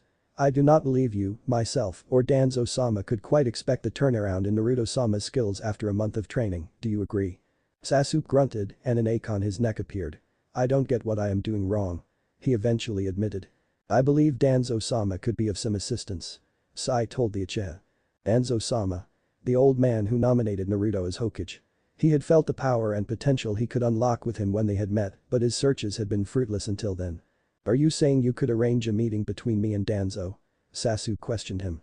Sai took a glance around, his eyes lingering on one spot for a few moments before returning to Naruto. Yes, I can. Hiding in a spot even Sai didn't detect, Kakashi watched on with a bad feeling in his gut. He remembered when Danzo reached out to him. He needed to figure out what to do next so mistakes were not made. He couldn't abandon his student, especially to Danzo. He already had one he had to keep an eye on with a man, now he was just hoping it wouldn't go 3 for 3. Naruto was hard at work in his new apartment. Doing what, you may ask. He was practicing his speech for the next night when he would be announced as Hokage. He figured he would have to say something to the village since he was smart enough to know he wouldn't be a popular pick. Konoha, I thank you. No, that doesn't work. I am honored to be elected as. That doesn't make sense either. Okay, so first I need an introduction. Something formal, like greeting citizens of Konoha. That sounds nice. Naruto began to write out what he was thinking on a piece of paper he had with him. Then I need to say something like, it is an absolute honor to be selected as your goddamn Hokage. I mean that is true. Then I guess I should talk about how it has always been my dream and that it is the happiest day of my life. I mean, it will be, but it is kind of weird to plan and say that. Naruto really wanted to just wing the speech, but he knew that he needed to make a great impression on everyone and prove that Iro Sennin's training had helped him. He wanted to prove to everyone that he was a Hokage they could believe in and be proud of, instead of the knucklehead most people called him. A sudden knock on the door interrupted his efforts and came as a surprise. He only thought a handful of people would know where he lived now, so who would it be at his door? He just left his team and he doubted Jiraiya would knock. Maybe someone from Anbu with a message. Cautiously, he walked over to the door and looked in the convenient peephole installed. He let out a sigh of relief when it was someone he recognized as a friend. He opened the door to give them a warm reception. "Hey Hinata. It is good to see you. I hope your training has gone well." He remembered her asking about training before he left. She let out a meek nod. "Hello, and Naruto-kun." He looked around, curious if Kiba or Shino were around. "I mean, not to pry, but how did you find out I was living here?" "I only just found out I got moved here." I asked Sakura-san. Hinata had something in her voice that caught Naruto's attention. Something was off. "Oh, okay. So, how about you come in? I'm pretty they stocked my fridge for me, so I can get you some water or tea or something." He decided inviting her in so he could ask her what was wrong was the best strategy. He didn't notice her blush, but she nodded. She didn't trust her voice. She closed the door behind her as Naruto headed into the kitchen. Casually, she took a seat on the couch in his apartment. She noticed he had been working on something on the table next to the couch, so she sat on the opposite side. She began motivating herself, knowing she had come so far and that she could go the extra distance and find out why people didn't like him so much.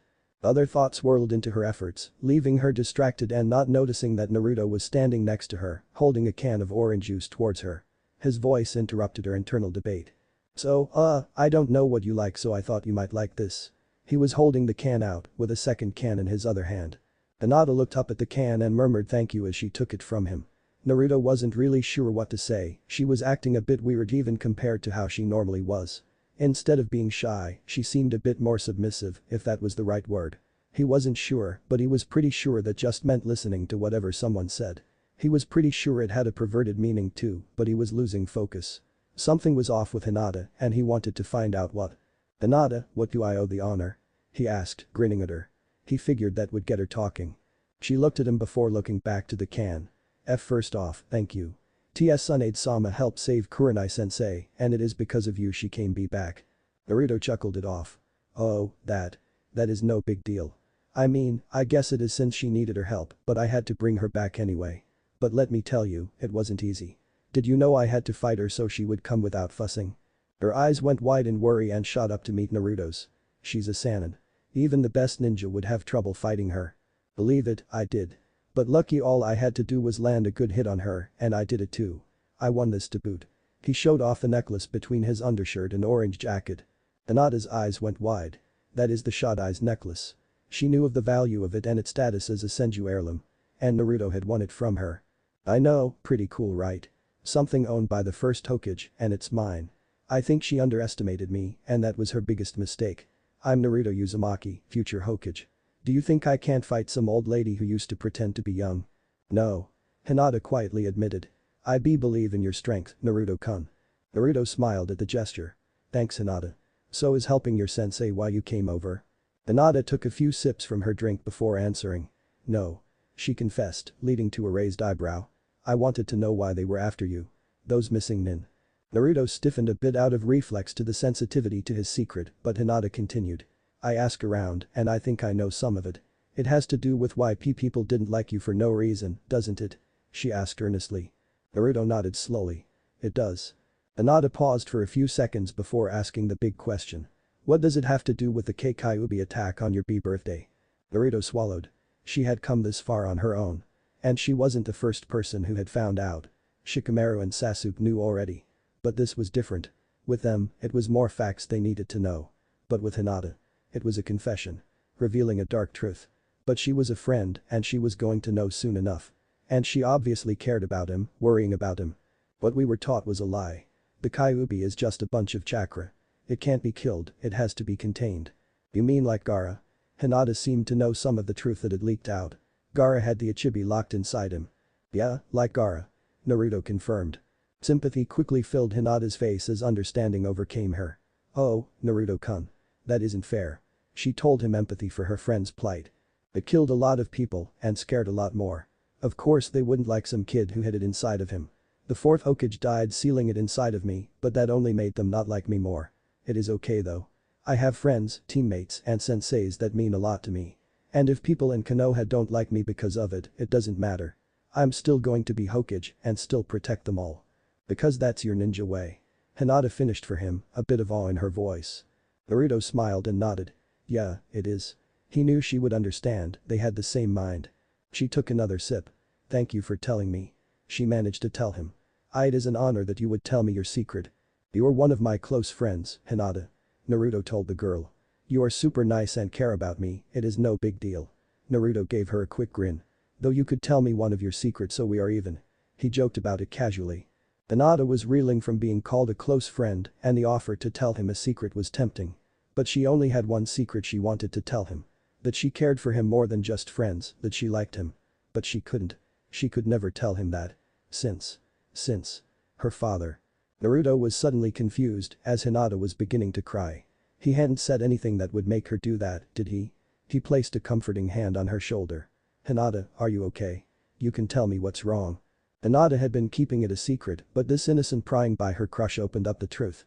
My father is forcing me to get married. She began to tell him between her silent sobs. Married? But, you are way too young. Naruto couldn't believe what he was hearing. The WW won't happen until I am 16, but I will be engaged. And if I don't, I will be sealed into the B branch family. There is no way I will let that happen. I told Niji I would stop that seal in your clan, it is stupid and wrong. So who is this schmuck your dad is trying to force you to marry? I will kick your ass for him and then your dad. How can he do that to his family? Naruto began to rant and form a plan. He would probably need help kicking Hinata's dad's ass. He bet he could get Shino and Kiba on his side since they were teammates. And Niji, since he seemed to be nicer to Hinata from what he had heard. The suitor doesn't know. My father will ask him after he is announced. Announced for what? Hokage. Hinata stuttered out. What? Naruto asked flatly. He couldn't believe what he just heard. That father knows the next Hokage hates the seal, so he will force him to marry me or have me sealed. I don't want to marry some old man. Hinata expressed one of her many reasons for hating this arrangement. Yashi, you bastard. Naruto began to grit his teeth. Hinata continued to sob at her oncoming fate. Naruto gave a glance to Hinata before stealing her resolve. I'm going to give your dad a piece of my mind and I swear I will stop this. It isn't right. He told Hinata. Hinata being forced to marry him? That wasn't right. No one should be forced to marry anyone, ever. Hinata deserved to be happy, like everyone else. And who was Hiashi to try and force him to do something? He was the next Hokage, he was the boss. He needed to throw his weight around and remind him who was in charge. He might look like a kid, but he could be serious if he needed to be. Hinata, wait here. I'll fix this. Before Hinata even had time to comment on Naruto's words, he had left. Hinata swallowed, barely allowing for hope to reach her. Naruto-kun had promised. And he always kept his promises. He could fix this if he put his mind to it. Right? There was a knock on his door, which stopped Hiyashi's napping. The monthly financial reports of their investments in the capital were boring and had a habit of leading to Hayashi dozing off. He only slept 5 to 6 hours every night, so dry material like this created bad habits for him. Rubbing the sleep from his eyes, he told the guard to come in and inform him what he wanted. What Hayashi had not been expecting was that Naruto Uzumaki was ordering that Hayashi saw him immediately. He immediately knew what the subject was on and let himself consider for a moment if Naruto had heard from his daughter or Asuma. Deciding it didn't matter, he told the clan member to escort him to his office and that he would see him immediately. Clearing his desk, he let himself go into his drawers to withdraw the document he had spent the last month perfecting. He knew the ceremony was tomorrow and had been planning later that week to unveil his offer to the Uzumaki, but doing so now could prove even more advantageous as he thought about it. Hayashi was only mildly surprised that no knock was made before Naruto slammed his doors open, a mixture of distaste and anger on his face. Hayashi gave a signal to the guard to close the door and leave them be, which he quietly followed. As if Naruto had been waiting for them to be alone, the second they felt the guard leave the area Naruto began talking. What kind of asshole forces his daughter to get married to someone she doesn't even know? Or force her to get married at all? Naruto cut to the heart of the matter. I assume you spoke with her? Hayashi could tell Naruto would be less passionate if he had heard from Asuma and more calculating. Yeah, I did. Hinata is probably the nicest person I know and you pull that stunt on her. I know you don't like her because you think she is weak, but she isn't. If she was weak, she wouldn't have stood up to Niji or been strong enough to handle a father like you. He was accusing Hiashi of being a terrible father. I agree. I have no doubt I underestimated my daughter and been unfair to her. But that has nothing to do with why I offer you her hand in marriage. Then why did you say you will put that stupid seal on her if I said no? Because I needed incentive so you would say yes. Hayashi admitted to him honestly. But why? What is so important that you throw your daughter into the kunai? Naruto knew this wasn't fair to Hinata and wanted to know why. For the sake of this village. Hiashi told him the bare truth of his actions. While the particulars would be a secret, Hayashi knew honesty would throw Naruto off of his rantings. The sake of the village. More like the sake of the clan and trying to get power. You don't give one shit about this village. Naruto accused a man in the heat of the moment. He had been well read on what was done in politics to gain an edge. Don't you dare speak to me like that, boy. You cannot comprehend my devotion to this village. Hiashi roared at the personal jab. Naruto took a step back. He seemed to hesitate after that outburst, so Hayashi pressed. Naruto Uzumaki, would you die for this village? He asked him in a simple tone. Of course I would. That is what it means to be Hokage. To protect everyone, no matter what. Naruto thought that was a stupid question. That isn't what I asked. I asked you if this village told you to die, would you? What? Naruto didn't understand what he meant. I died in this village 10 years ago. When Kumo took my daughter and demanded my head for killing the man who tried to take her, I said yes. I was going to die for the sake of this village. So there wasn't a new war, so there was peace. And then my brother, Niji's father, brought me back to life and took my place. And for that I am forever grateful to him. But for days, I was nothing but a dead man, a man dying for his village. Not for his clan, not on the battlefield, but because I was told I needed to die. So don't you ever say I do not care or love this village. I love this village as much as I love my clan and everything else dear to me. So when I say you're going to marry my daughter for the sake of the village, I mean it. But. Why? Naruto felt how much he actually cared and how his words rang true. You are young, Naruto Uzumaki, and you don't know how the world works quite yet. But believe me when I say I mean no harm and only have best intentions in this pairing. Naruto could feel Hayashi being honest, but. It is still messed up. You are supposed to marry someone you love and stuff. Someone you want to have a family with. Hinata deserves better. For my daughter, who could be better than the Hokage? Hiashi questioned. Someone who loves her fully. Naruto was quick to respond. Are you saying my daughter will never be more than a friend? That she can be nothing more? Hayashi appealed to Naruto's emotional core. Naruto froze at that suggestion. Could Hinata be only a friend? She was nice, caring, loyal, a good person, and she was cute in her own way. He trusted her and could talk to her. His feelings for Sakura were at a pass. Seeing her in something as ridiculous as that jumpsuit had triggered something in him that maybe. She was just a friend. Only a friend and not someone he could ever love. He had liked her, sure, but would he ever even think about marrying her? No way. But Hinata. Hinata seemed like she would be a good wife. But she deserves better. That doesn't matter. She deserves to find her love by herself. And only I know where Hinata is right now. If I can keep her away from you until I become Hokage, I can stop you from putting the seal on her. And how would you do that? He asked inquisitively. By making it a law. You can't break the Hokage's law, right? Naruto knew his facts, and the fact was the Hokage was absolute in Konoha. I would like to see you try. The seal is protected under clan charter with Konoha and would require unanimous approval of the other 11 protected clans of Konoha to circumvent clan charter. And that has never happened once in the history of the village because of the dangerous precedent it would set. Sandaime only mustered 4 votes in his efforts after the Second War and I doubt you could get much better. Hayashi gave Naruto a brief history lesson. So Jiji tried and failed. Naruto couldn't believe it. And a child like you would as well. As for Hinata, I have already sent someone to retrieve her. There are only a few places that she would likely be and they will have found her within the hour. Naruto looked crestfallen. It seemed like he couldn't do anything. He had promised Hinata he would save her from her father's plans, but he couldn't think of a thing. Hayashi drew attention to the document on his desk. Here is the betrothal contract for the Godame Hokage and Hinata Hyuga. I was going to have you sign this later in the week, but since you are here we can make things official. Naruto tried for one last act of defiance. And if I say no? Then Hinata will be sealed by the end of the hour.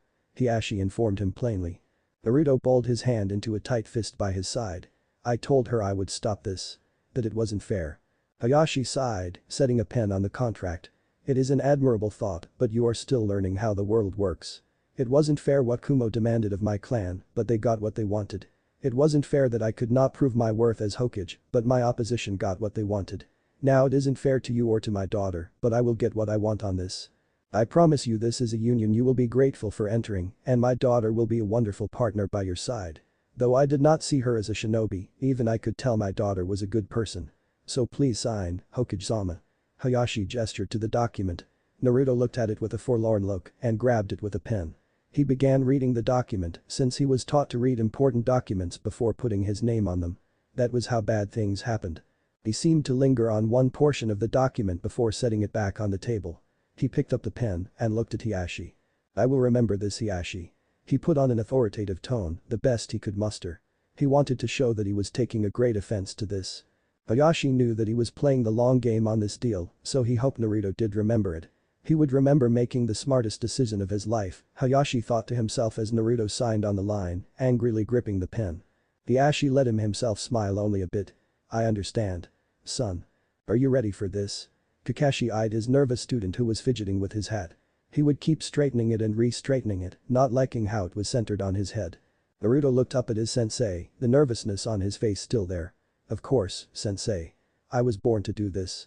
Behind his mask, he let out a chuckle and patted him on the shoulder. "I would say that is arrogant, but considering sensei and Kushina-sama, I would say you were. But it is okay to be nervous." "No, it isn't." Naruto was quick to argue. Danzo-sama was saying earlier about how Hokage must always stay strong so he doesn't create doubt in his subordinates. "And I'm not nervous." He lied again. Kakashi rolled his eyes at Danzo's advice. Of course he would listen to that war hawk and not any of his other teachers. "You are a 13-year-old genin who is about to be announced as one of the 5 most important men in the shinobi world to a crowd of people who have spent your entire life treating you poorly. Frankly, Naruto, I would be worried if you weren't nervous," Kakashi pointed out. Naruto was stunned by this. He hadn't even realized that obvious fact. Oh. The villagers, by and large, still hated him for the fox in his gut. All this time, and he hadn't been thinking about it. Kakashi saw how Naruto paused and was realizing this and cut it off before he got his stomach twisted. "I mean, most people have gotten over it. You turning Gamabunta-sama into a transformation of the Kyuubi wasn't a popular move and all, but saving the village from Gaara-san and your fight with Neji-san showed a lot of people you were normal. So I doubt the crowd will turn on you. Give it a few months and they will respect you for the great Hokage you are destined to be."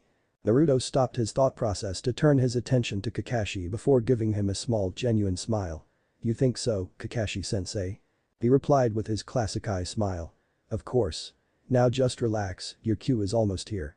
Naruto nodded before looking ahead to the curtains 10 feet in front of him. Beyond that curtain stood Danzo, Homura, Koharu and Tsunade, all standing on the balcony to the Hokage Tower over a crowd of thousands of shinobi and civilians, all waiting in suspense for the next Hokage to be announced. Only the few dozen who were at the council meeting a month before knew what was about to happen, but the crowd was filled with suspense over this important development in their life. They had begun with Tsunade announcing herself as the newest member of the Hokage's council and giving a short speech about how she wished to rebuild Konoha into a stronger and healthier village. The next was Danzo giving a short speech about how he supported the next Hokage and how he would bring a long fruitful future to the village of Konoha. Koharu was now beginning the announcement of Naruto's Godame ship. "Now, it is time to introduce the Godame Hokage of Konohagakure. This young shinobi is a dedicated believer in the will of fire that burns within us all and has given as much, if not more, for the village as our great Hokage of the past. It is an honor to announce to you our Godame, the eldest and only son to the great Yondaime, Naruto Uzumaki." It was with that she gestured grandly to the curtain behind her, while Naruto perfectly timed his entrance to the stunned crowd of people. The decision to announce his lineage to his father had been Homura's idea that was supported by Danzo and eventually Jiraiya. The purpose was twofold. One was to create a further air of legitimacy to Naruto's ascension to the Hokage's position, as he had worthy blood that foretold future greatness. Naruto had opposed, wanting to stand on his own 2 feet among other reasons, but Jiraiya convinced him it was necessary. The second reason, Jiraiya argued, was that it would act to shame his critics who judged him for what he held, as it had the civilian council members during the meeting. The guilt in realizing they had shunned the prodigal son who still cared for them and wanted to protect them would lead to changed hearts and a smoother transition. Danzo, meanwhile, had a third reason. The power play against Iwa and Kumo, with Konoha boldly announcing they selected the son of Minato and Kushina, individuals the two nations respectively had histories with as their leader, that would lead them scrambling to respond. Something that, with their resources, Danzo knew he could counter with his root and possibly on Naruto's support. Demoralization was Danzo's endgame. Naruto didn't know about any of that and instead looked over at the crowd that was stunned silent to Koharu's words. He could see the wheels spinning in their heads as they tried to comprehend. Yondaime's son. Him. The Kyuubi host.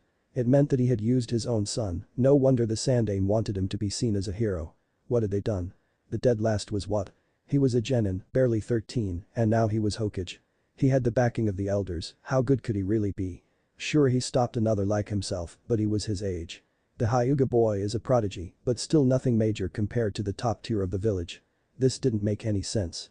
He has his eyes, his hair. He must be Kushina's, it was the only woman he looked at.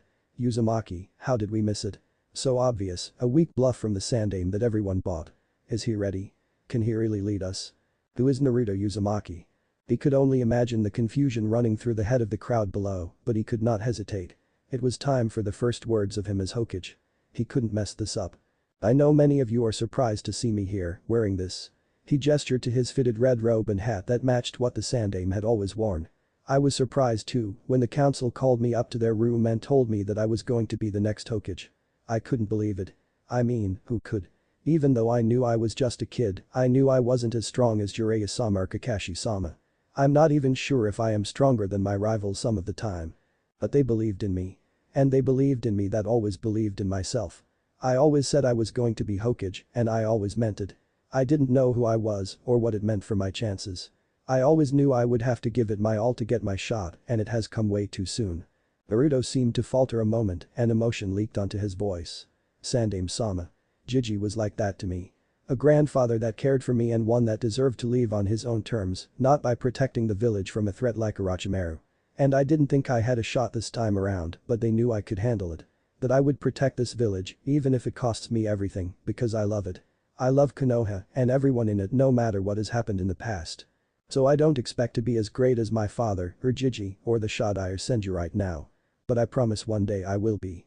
I promise one day I will be greater. One day, I will be the Hokage that Konoha and all of you deserve, and until then I will do my best to get there. Thank you for the honor of leading you. With that, he gave a bow and left a crowd still mostly silent.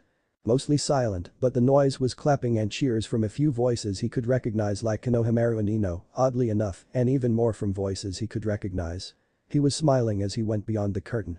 After that, the trance that he held over the crowd was broken and a wall of sound came, from discussions to judgments of the decision. But Naruto wasn't focused on that. He was instead standing back in the Hokage's office where the council had followed him into. Kakashi was still there and Jiraiya had apparently entered when no one was looking. He was supposed to be leading surveillance for the event, but the new Godame was still glad to see him. So Gaki, it seems like that speech you hammered out went off pretty well. Tsunade was the first to compliment him on the speech that he had crafted in his new apartment. Indeed, Hokage-sama, I thought your speech was as good as it seemed on the page.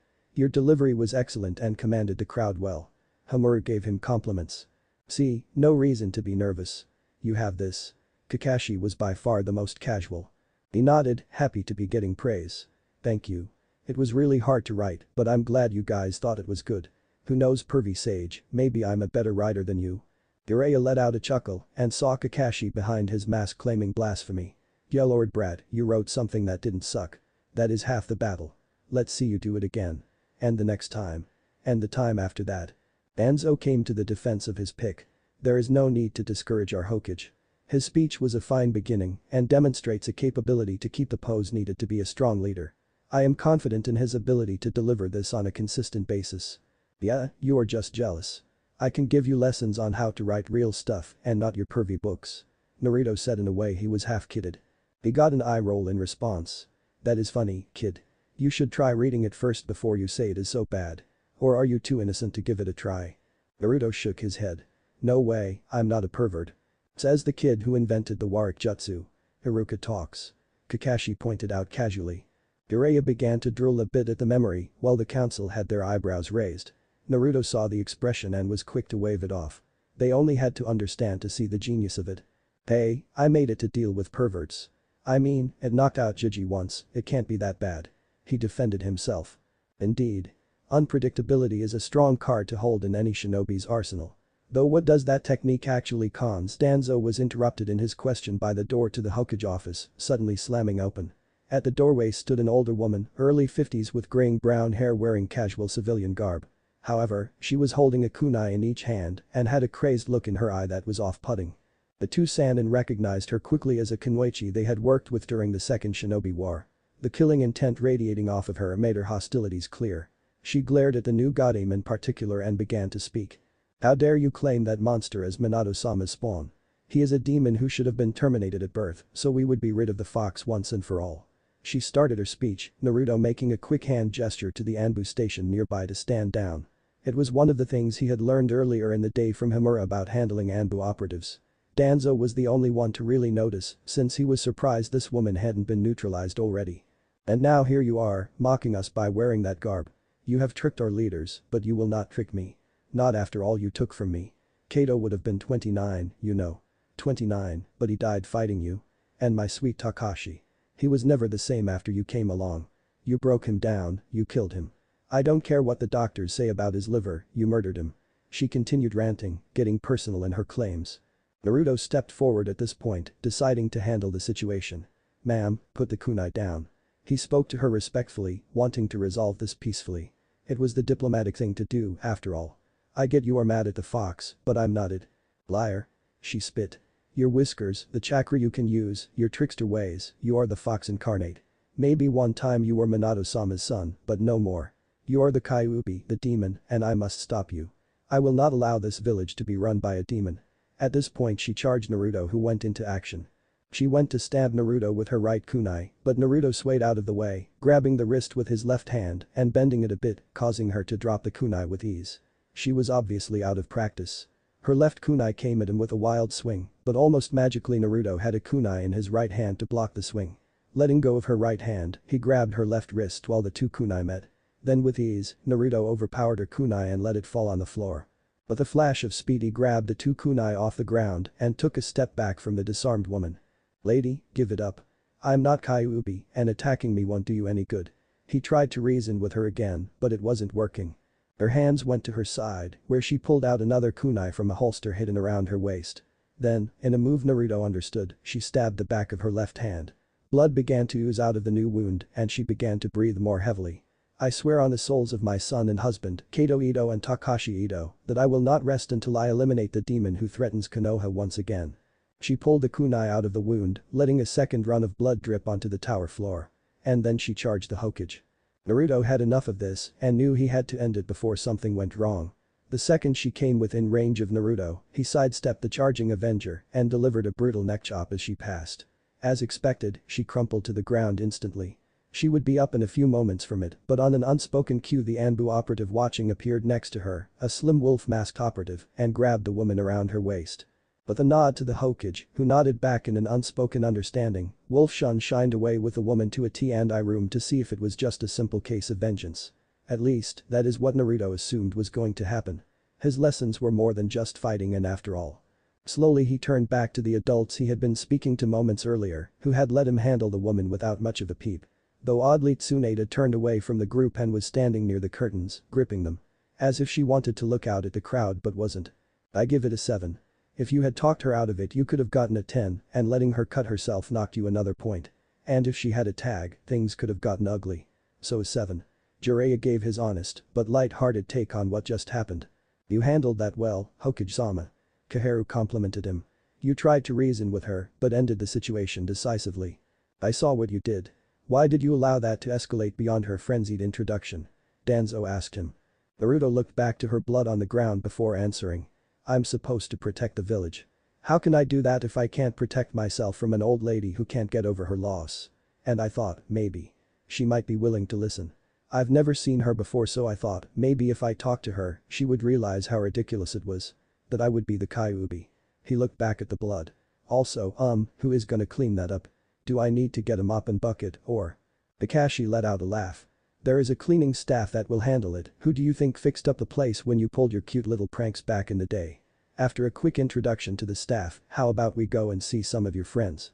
I bet they will be shocked for sure. Naruto froze for a second, thinking of one girl in particular he wasn't sure would react to the news, but swallowed his hint of fear. Sure Kakashi-sensei. Let's see what's up. With that, he gave his farewell to the council members in the room and left with his sensei. Jiraiya left out the window which Tsunade quickly followed, wanting to get out of that room immediately. Kaharu and Homura left for their own offices in the building on a lower floor, while Danzo was the last to leave. He was more shaken by the event than anyone else seemed to be. Despite who it may have been trying, it was an assassination attempt on his Hokage, his plans for the future of Konoha. While the boy seemed wanting to prove himself to himself and the world at large, he knew that would be dangerous. What if a level fool thought ill of the god and decided to dispatch him in the night? The consequences for Konoha would be dire. He had known the risk, but seeing it actualize mere moments after his contingency was put into action was alarming. He knew he needed to put one of his own by Naruto's side as an Anbu contingent. After a moment's thought, he decided he would entrust Shin to the task. While his loyalty to Root was not in doubt, his bond with the new Hokage made him too risky to go through the final stages of the root process. It could draw negative attention to his activities and create displeasure when he was trying to foster goodwill from Naruto Uzumaki. He was thus dispensable in this regard while still skilled enough to be a meaningful participant in this duty. But that matter in hand, now he needed to solve the riddle of how to handle Sasuke Uchiha. Ino, you can stop yelling. I think Akamaru is about to go deaf. Naruto is off the balcony. Kiba was relieved to see that Ino actually looked embarrassed at her cheers. I'm sorry Kiba, but I can't believe it. Naruto is the Hokage. Isn't that cool? I mean, sure, it means we are all doomed, but one of us is actually Hokage. Ino was the unofficial third in Team Kurenai at the moment. Hinata was in self-imposed prison in the Hyuga mansion over the last few days, and her team had left for a mission without her, which she would be dealing with when they got back, the bastards. So they had come together to the announcement of the Godame, and all parties were shocked at the reveal. I mean, I thought she was going to say Asuma-sensei at first, with the eldest and only son part, but then. Wow. Naruto is the son of Yondaime. Who saw that one coming? She asked Kiba and Shino. I, for one, never contemplated the thought. Because if one was the son of such a great hero, one is rarely treated as poorly and living so alone like Naruto has. Shino pointed out. Yeah, I bet they all have egg on their face. I mean, I don't get why people were such jerks to him. I didn't like him cause he was annoying and loud back in the academy, but it doesn't excuse everybody else. Ino excused her own actions. Geez, annoying and loud. Hey Akamaru, does that sound like any other blondes we know? Kiba asked the dog in his shirt. A quick bark in agreement had Ino focused on them. Really dog boy, you wanna play like that? I remember you telling a certain someone that you were going to be Hokage before them, didn't you? You sure got shown up, now didn't you? Kiba rolled his eyes. I was just saying. And seriously, there has got to be more to this, though. I mean, why Naruto? Any of our senseis, or 100 other ninjas are stronger than him. And if they really wanted the blood of a Hokage, Asuma-sensei would have been perfect. Something smells funny here. I agree with you Kiba. Shino told his teammate. This sounds like other political machinations are at work. I believe I met this Danzo-sama before and I got the feeling he was someone who was a planner. I do not know where, however. Considering his vocal support for Naruto-sama, I believe he could be a part of this. What?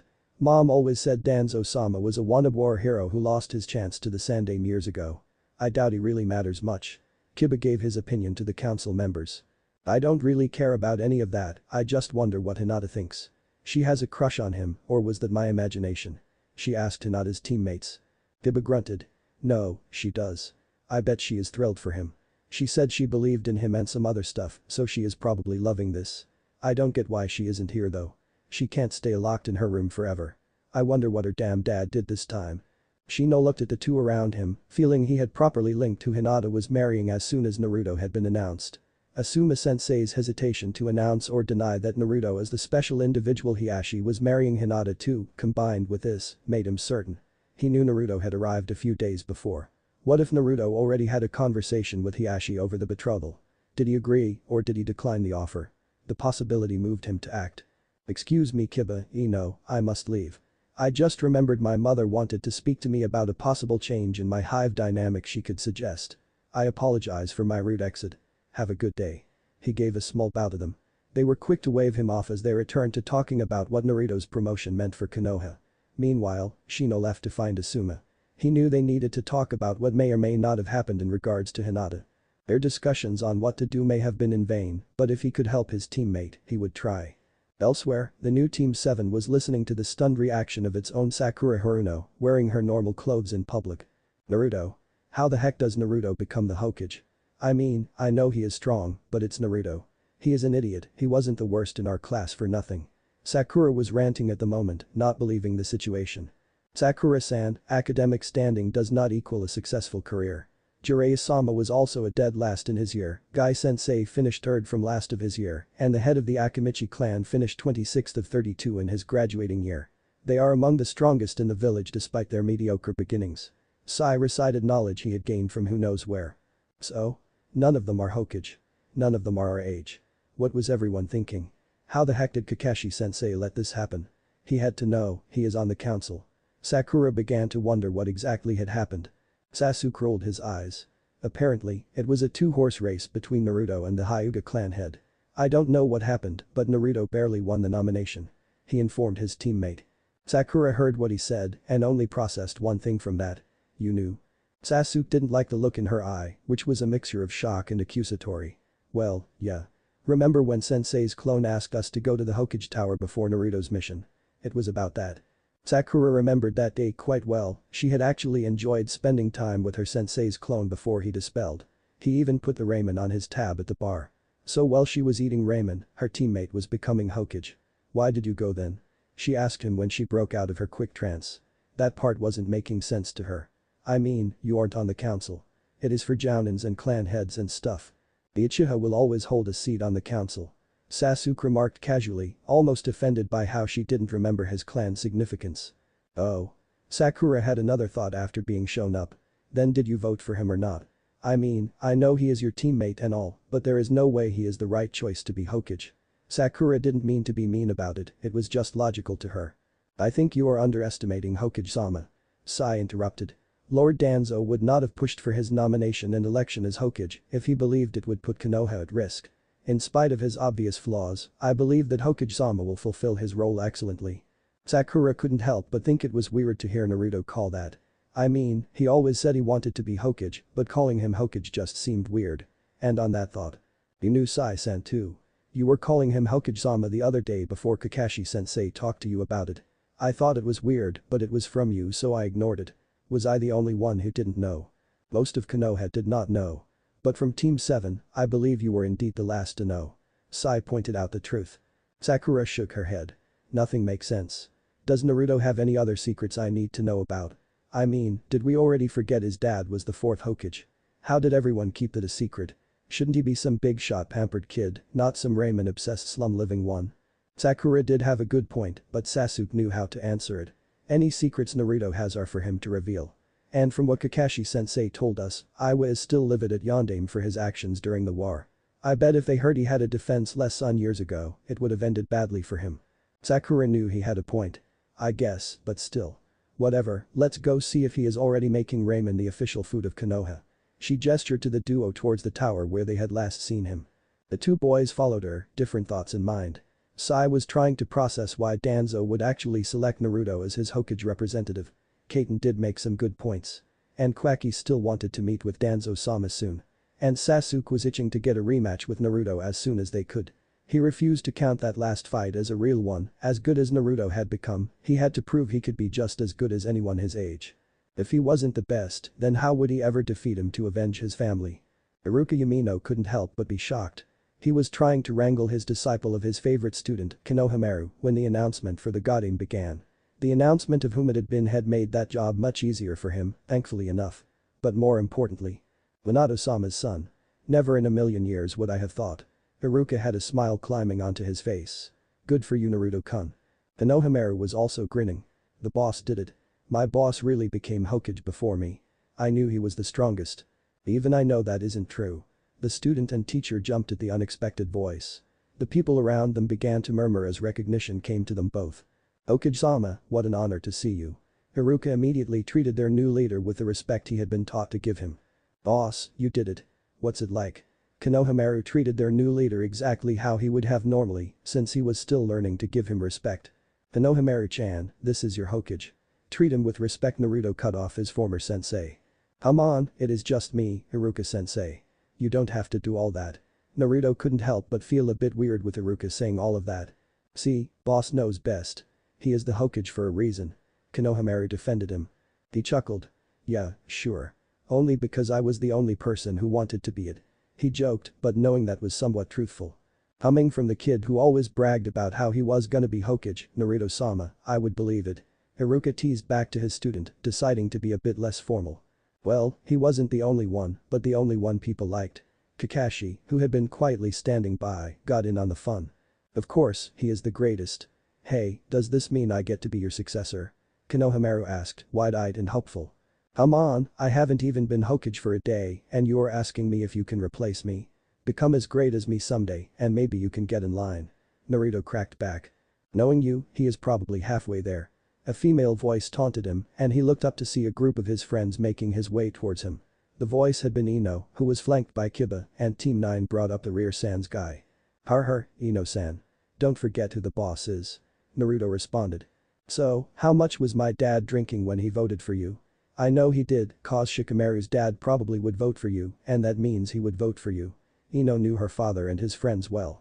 What went unsaid was that Shikaku was a good judge of character, something she would admit Naruto had behind his dull exterior. No, we were sober. We went drinking afterwards. Kakashi joked again. Oh, hey Kakashi-sensei. So really now, did you know about your dad? I mean, I can totally see the resemblance with your hair and eyes, but still, who would have thunk it? Ino pointed out. Denton agreed. Yeah, it must have been cool though, right? Finding out your dad is a big hero. Oh yeah, congrats on becoming Hokage Naruto-sama. She added on. Naruto could only shrug. Though he knew his father had done the right thing, it was still a touchy subject. Sure, and they told me the same time I was told they picked me for Hokage. But seriously, why? Kiba broke in. No offense Naruto, but you are kind of an idiot. And I bet my mom or any of our senseis could beat you in a fight. Potential. Niji suddenly interrupted. His heritage, his drive, and his assimilation with battle information makes him a talent that can grow exponentially. And securing leadership that can reign for half a century without becoming frail creates security for a hidden village that only Wagakure has come close to matching. Just watching your fight the other day with the Uchiha. From a month of training. It was as if you tripled in strength from our fight. Truthfully, I suspect our team at full health would face challenges in defeating you. Niji gave Naruto the highest compliment he had ever given someone. Kakashi couldn't help but agree. Just from a glance at what Naruto had done against his rival was stunning mainly for the technical aspect of how he defeated him without landing a major blow. Taking into account the spar he had with Tsunade from Jiraiya and how he brilliantly put her on edge and invented a variation of his father's with ease. The next Jonin trials were scheduled but probably delayed for only a few weeks from then. He probably would have put Naruto and Naruto's name alone into it with these improvements.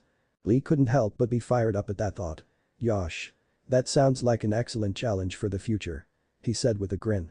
Ino couldn't help but cock her eyebrow. No offense Lee-san, but I thought you were being forced to retire after what that Gar guy did to you. Denton began to gush. That is because we didn't have Tsunade-sama. None of the doctors here are as good as her, but she can perform a surgery that will fix Lee right up. It could also kill him. Niji coldly reminded her. The mood of the group was brought down. Tsunade-sama said that the surgery only had a 50% chance of success, if that. The spine is a critical structure in our bodies, and any operations involving it carries great risk. The chances of this failing are far too high for my liking for him to risk it. Oh, does the great Niji Hyuga have feelings? Kiba teased, wanting to light things up. Am I not allowed to be worried for my friends? He was almost offended at how little the Inuzuka thought of. His next thoughts were cut off by an unexpected shout and tears. Never did I think this day would come. Yes, my youthful rival, we are more than rivals. We are friends. Best friends. Lee began crying into his bandage in the way that he and Guy did. Denton couldn't help but nod. I'm pretty sure that is the first time you called us friends, isn't it Niji-kun? Normally you just say teammates. I guess Hokage-sama did really knock some feelings into you. Niji grunted. I believed it was obvious we were friends, so I felt no need to express this. And I am merely concerned about Lee's chances.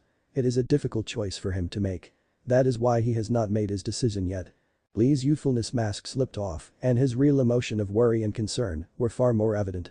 Indeed, Niji is right. I am not sure what to do.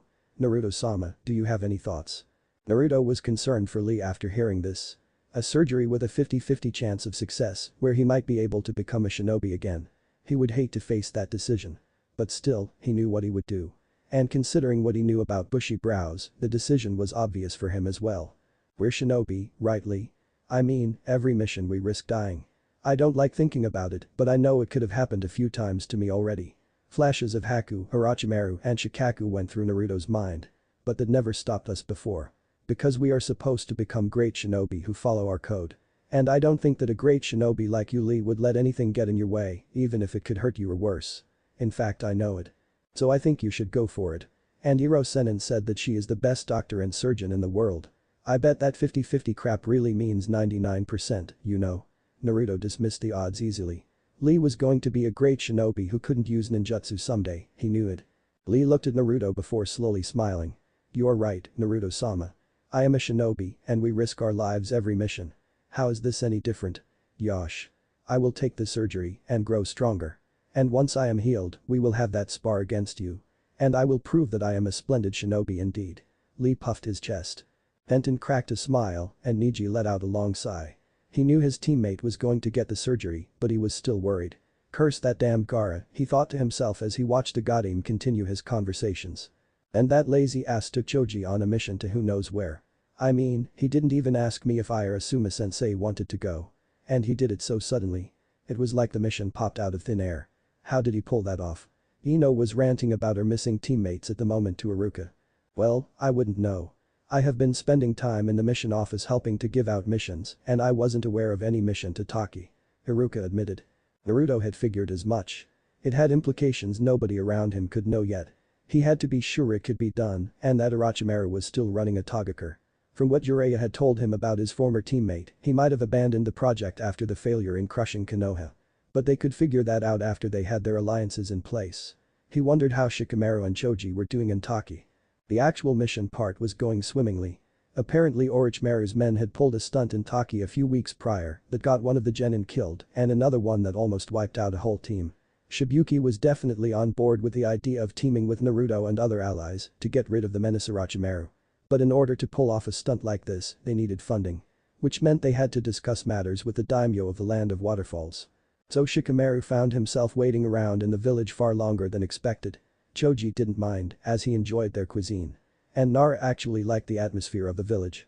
If it wasn't for one troublesome girl, this would be a perfect vacation. He is right over here, Fu-chan. Shikamaru grimaced as his best friend waved her over. What are you doing? He hissed at Choji, who was waving the girl over to their booth. What are you talking about, Shikamaru? A friend just wants to talk to you. Choji gave him a genuine smile that Nara knew had secret intentions. It reminded him of his mother, who thought she knew what was best for him and would give him that smile whenever she pulled off one of her schemes to get him to do something. Note to self, do not let Choji and his mother near each other. Bad things might happen. Shika-kun. The girl's eyes brightened up when she saw him slouching down in his seat.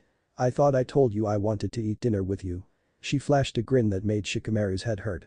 So bright, so earnest. I never said yes, did I? Troublesome brat. He muttered to himself. Don't be rude to our guest, Shikamaru, she just wants the tour. Why don't you sit next to him and join in? We haven't ordered yet. Choji offered. Fu nervously smiled. That was when they both noticed the odd stare she was getting. In fact, Shikamaru realized that this was the first time they had seen her in public. It was usually in the woods or in Shibuki's office. Something was up. Sure. She finally answered. Just let me head to the bathroom first. She asked, excusing herself before they got in another word. Nara let out a frustrated sigh, not liking this development. He reminded her of Naruto yet again, except in their shared past. And remembering his father's words and how she was close to the village's leader like Naruto had, it suddenly became painfully clear that Fu had an inside of her. Troublesome. Poor Fu, she's just like Naruto, you know. Shikamaru froze. Wait, had Choji caught on? His portly friend saw the surprise on his face and raised an eyebrow. What, you were thinking it too? I mean, she has the same masks. Did you think I was dumb or something? No, he didn't think his best friend was dumb. He just didn't think he could pick up on something so subtle. No, but I only figured it out right now. He spoke low to him so the other patrons in the cafe didn't hear him. I am normally quicker on these kinds of things. You mean she didn't tell you? She told me yesterday when we were waiting for you to finish your talk with that one financial officer. Shikamaru couldn't help but be a tiny flustered. She had told him yesterday. I mean, I was shocked, but no big deal, you know. She didn't tell me. He pointed out, almost pouting. It took Choji a few moments, but when the realization dawned on him with what was happening he began to smirk. Isn't it obvious? She was worried. Worried about what? He asked his friend, still not sure where he was going. Who was worried? Fu suddenly appeared, plopping next to Shikamaru. And what about? Choji only shook his head, not willing to tell. He was rooting for her, she seemed pretty cool. But it was up to her alone, because he had a feeling she had some competition. The next day Naruto was tired. I'm very tired. He had spent hours catching up on paperwork that had been piling up, even though the duo of Koharu and Homura had been handling most of it during his training quest. He had napped for about 2 hours before he was interrupted by his secretary. He knew her well, as she had been Jiji's secretary for years. Suzuki-chan, what is going on? Well, the first mission of your tenure has been selected. So I thought you would like to see the teams off in order to start off your reign well, got him Sama. The middle-aged woman bowed to him, which made him feel a bit frustrated. Oh, okay. And just call me Uzumaki-kun like you used to. Hearing you call me Godame Sama is weird. The secretary looked up and gave him a warm smile. She had never understood where most people had found the will to hate him when he was younger. Though she knew a few parents had felt weird about having him in their child's class, she didn't mind her Aoi sharing a classroom with him. He had been a pest, but a good-hearted one. Okay, Uzumaki-kun, I will. When she left a call in the team, Naruto began in a rush to make things neat and presentable to whoever was coming in. He didn't want to look like he was slacking off already, he wanted to prove his worth. A few moments later, a familiar foursome walked into the room. First Kakashi walked in with one scroll in hand, and following him the trio of Sasuke, Sakura in her horrible training suit, and Sai with Sai holding a different scroll.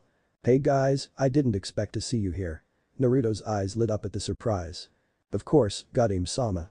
We thought the honor of being your first mission would only be fitting. Sai bowed deeply to Naruto. Yeah, done, since you got too good for missions, we have to pick up the slack. Sasuke made a wisecrack that earned a glare that went ignored by Sai. Ha ha ha. So which mission did Team 7 get? Naruto looked at the group expectantly. Kakashi shook his head. Unfortunately, as you may recall, the disparity between available shinobi and missions is where we are sending smaller teams to fulfill missions. So while they get to go off and handle their B rank, I have a quick A rank I plan on knocking out. Naruto could only nod, he knew it was the smart thing to do.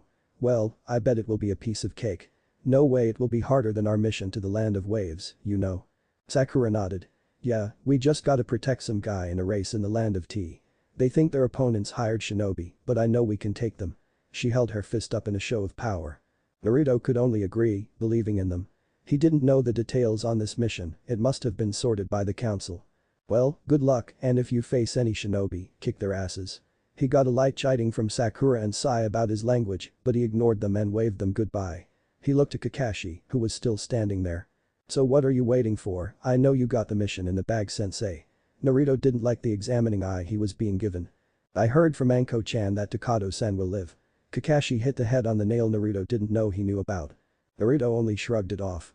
I mean, it was my fault trying to get a late-night snack run by myself. I should have known after that old lady that someone else would try to jump me. If you hadn't gotten lucky, I heard he would have killed you. Naruto rolled his eyes. As if. The one he nearly got was a Kage Bunshin. Taking him out with a Rasengan hammer was easy. The bandages on your side tell me otherwise. He pointed to where he knew the injury was. Kakashi was a master shinobi for nothing, he saw the way Naruto had been gesturing and sitting. Naruto quickly looked down to see if they were showing, but saw his clothes had kept them well hidden. He guessed his sensei was just that good. So he shrugged. So he got a lucky shot in. It won't happen again. Naruto Kakashi got cut off. Trust me sensei, it won't happen again. The steel in Naruto's eyes comforted them for a second. Finally he returned it with a smile. Good to hear. You know, Naruto-kun, I have my faith in you. Just do your best and I'm sure everything will be fine. With that, Naruto told him good luck and Kakashi left for his mission. Naruto let out a long sigh after that, gingerly touching his ribs which were mostly healed by now. One of the few times he enjoyed having the fox. His sensei had just told him everything would be fine. Godame really hoped he was right. The beetle. Man, that sounds a bit nicer than the annoying fox. Naruto murmured aloud as Shikamaru and Choji gave their report. Well, I don't know about nicer, but she was the annoying one. Nara made sure to point out. Almost as annoying as you. He made the comment that he knew would rile his Hokage. Except he had miscalculated. He hadn't taken into account the time he spent training leading to a better control of his emotions. Careful, Shikamaru. Don't make me mention to your mother my concerns if your physical capabilities are worthy. Shikamaru was stunned for the moment, the wit of the line was more Asuma his father's style. Choji couldn't help but give a light-hearted chuckle on his friend's behalf. I don't think she was annoying. More like. Forward. Choji finally said, causing Naruto to smirk and Shikamaru to shoot an angry look. That's ridiculous, Choji. He told his friend quickly, trying to ignore his own logical conclusion on the matter. Oh, does Shikamaru have a girlfriend now? But I thought you had a thing with Gaara's sister. Naruto teased quickly. Shikamaru's eyes went wide. No way. You guys are acting like idiots. Did you just call your Hokage an idiot? Yes. There was a long pause at Nara's blunt admission before Choji interjected. How about we leave the playboy alone and talk about the important stuff? As fun as it was to tease Shikamaru when the opportunity was presented. Shikamaru let out a long sigh, tired of the antics of his friend and leader. I agree with the latter statement. The daimyo gave us a 3-month timeline before the assets are ready for any maneuvers. Can you wait that long? Naruto's face turned serious before nodding. Of course. It will probably take longer.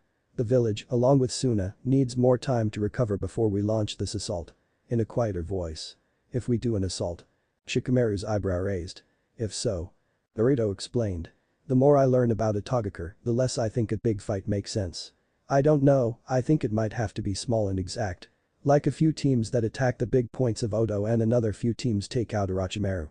Nara let out a sigh of relief. Good. I was hoping you realized this. It isn't centralized and the casualties we would suffer would have crippled us even more. It was troublesome trying to figure out ways to maximize the impact of fighting against the hit-and-run tactics Orochimaru would have been forced to employ. He lost a fair share of men too. So we aren't going to war? Choji liked the sound of that. We are, but a real shinobi war. We aren't fighting like Naruto-sama out there. Shikamaru struck the right balance of truth and mockery, which only gained an eye roll. He's right. So I'm assuming you've been planning for this as well? Naruto asked his youngest council member. When I've had the time. And? Uzumaki asked. Shikamaru gave him a slight smirk. I like the odds. The smirk dropped quickly after. He wasn't going to mention the nagging feeling that Orochimaru would have a trump card like he did with his fight with the Sandaime. Naruto nodded. Alright then, I think we have talked enough. Ino is still mad at you guys for leaving her in the dark, so you better prepare. And there is a council meeting tomorrow at 9 AM. Alright. Shikamaru only gave a curt nod to show his understanding.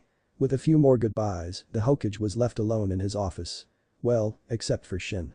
Danzo had pushed him to keep Shin around as needed for the next month or two, which Naruto wasn't totally oblivious to. He was acting as a guard for him, no doubt from potential assassins from within the village. After his first day, he only knew of one other individual who tried to attack him.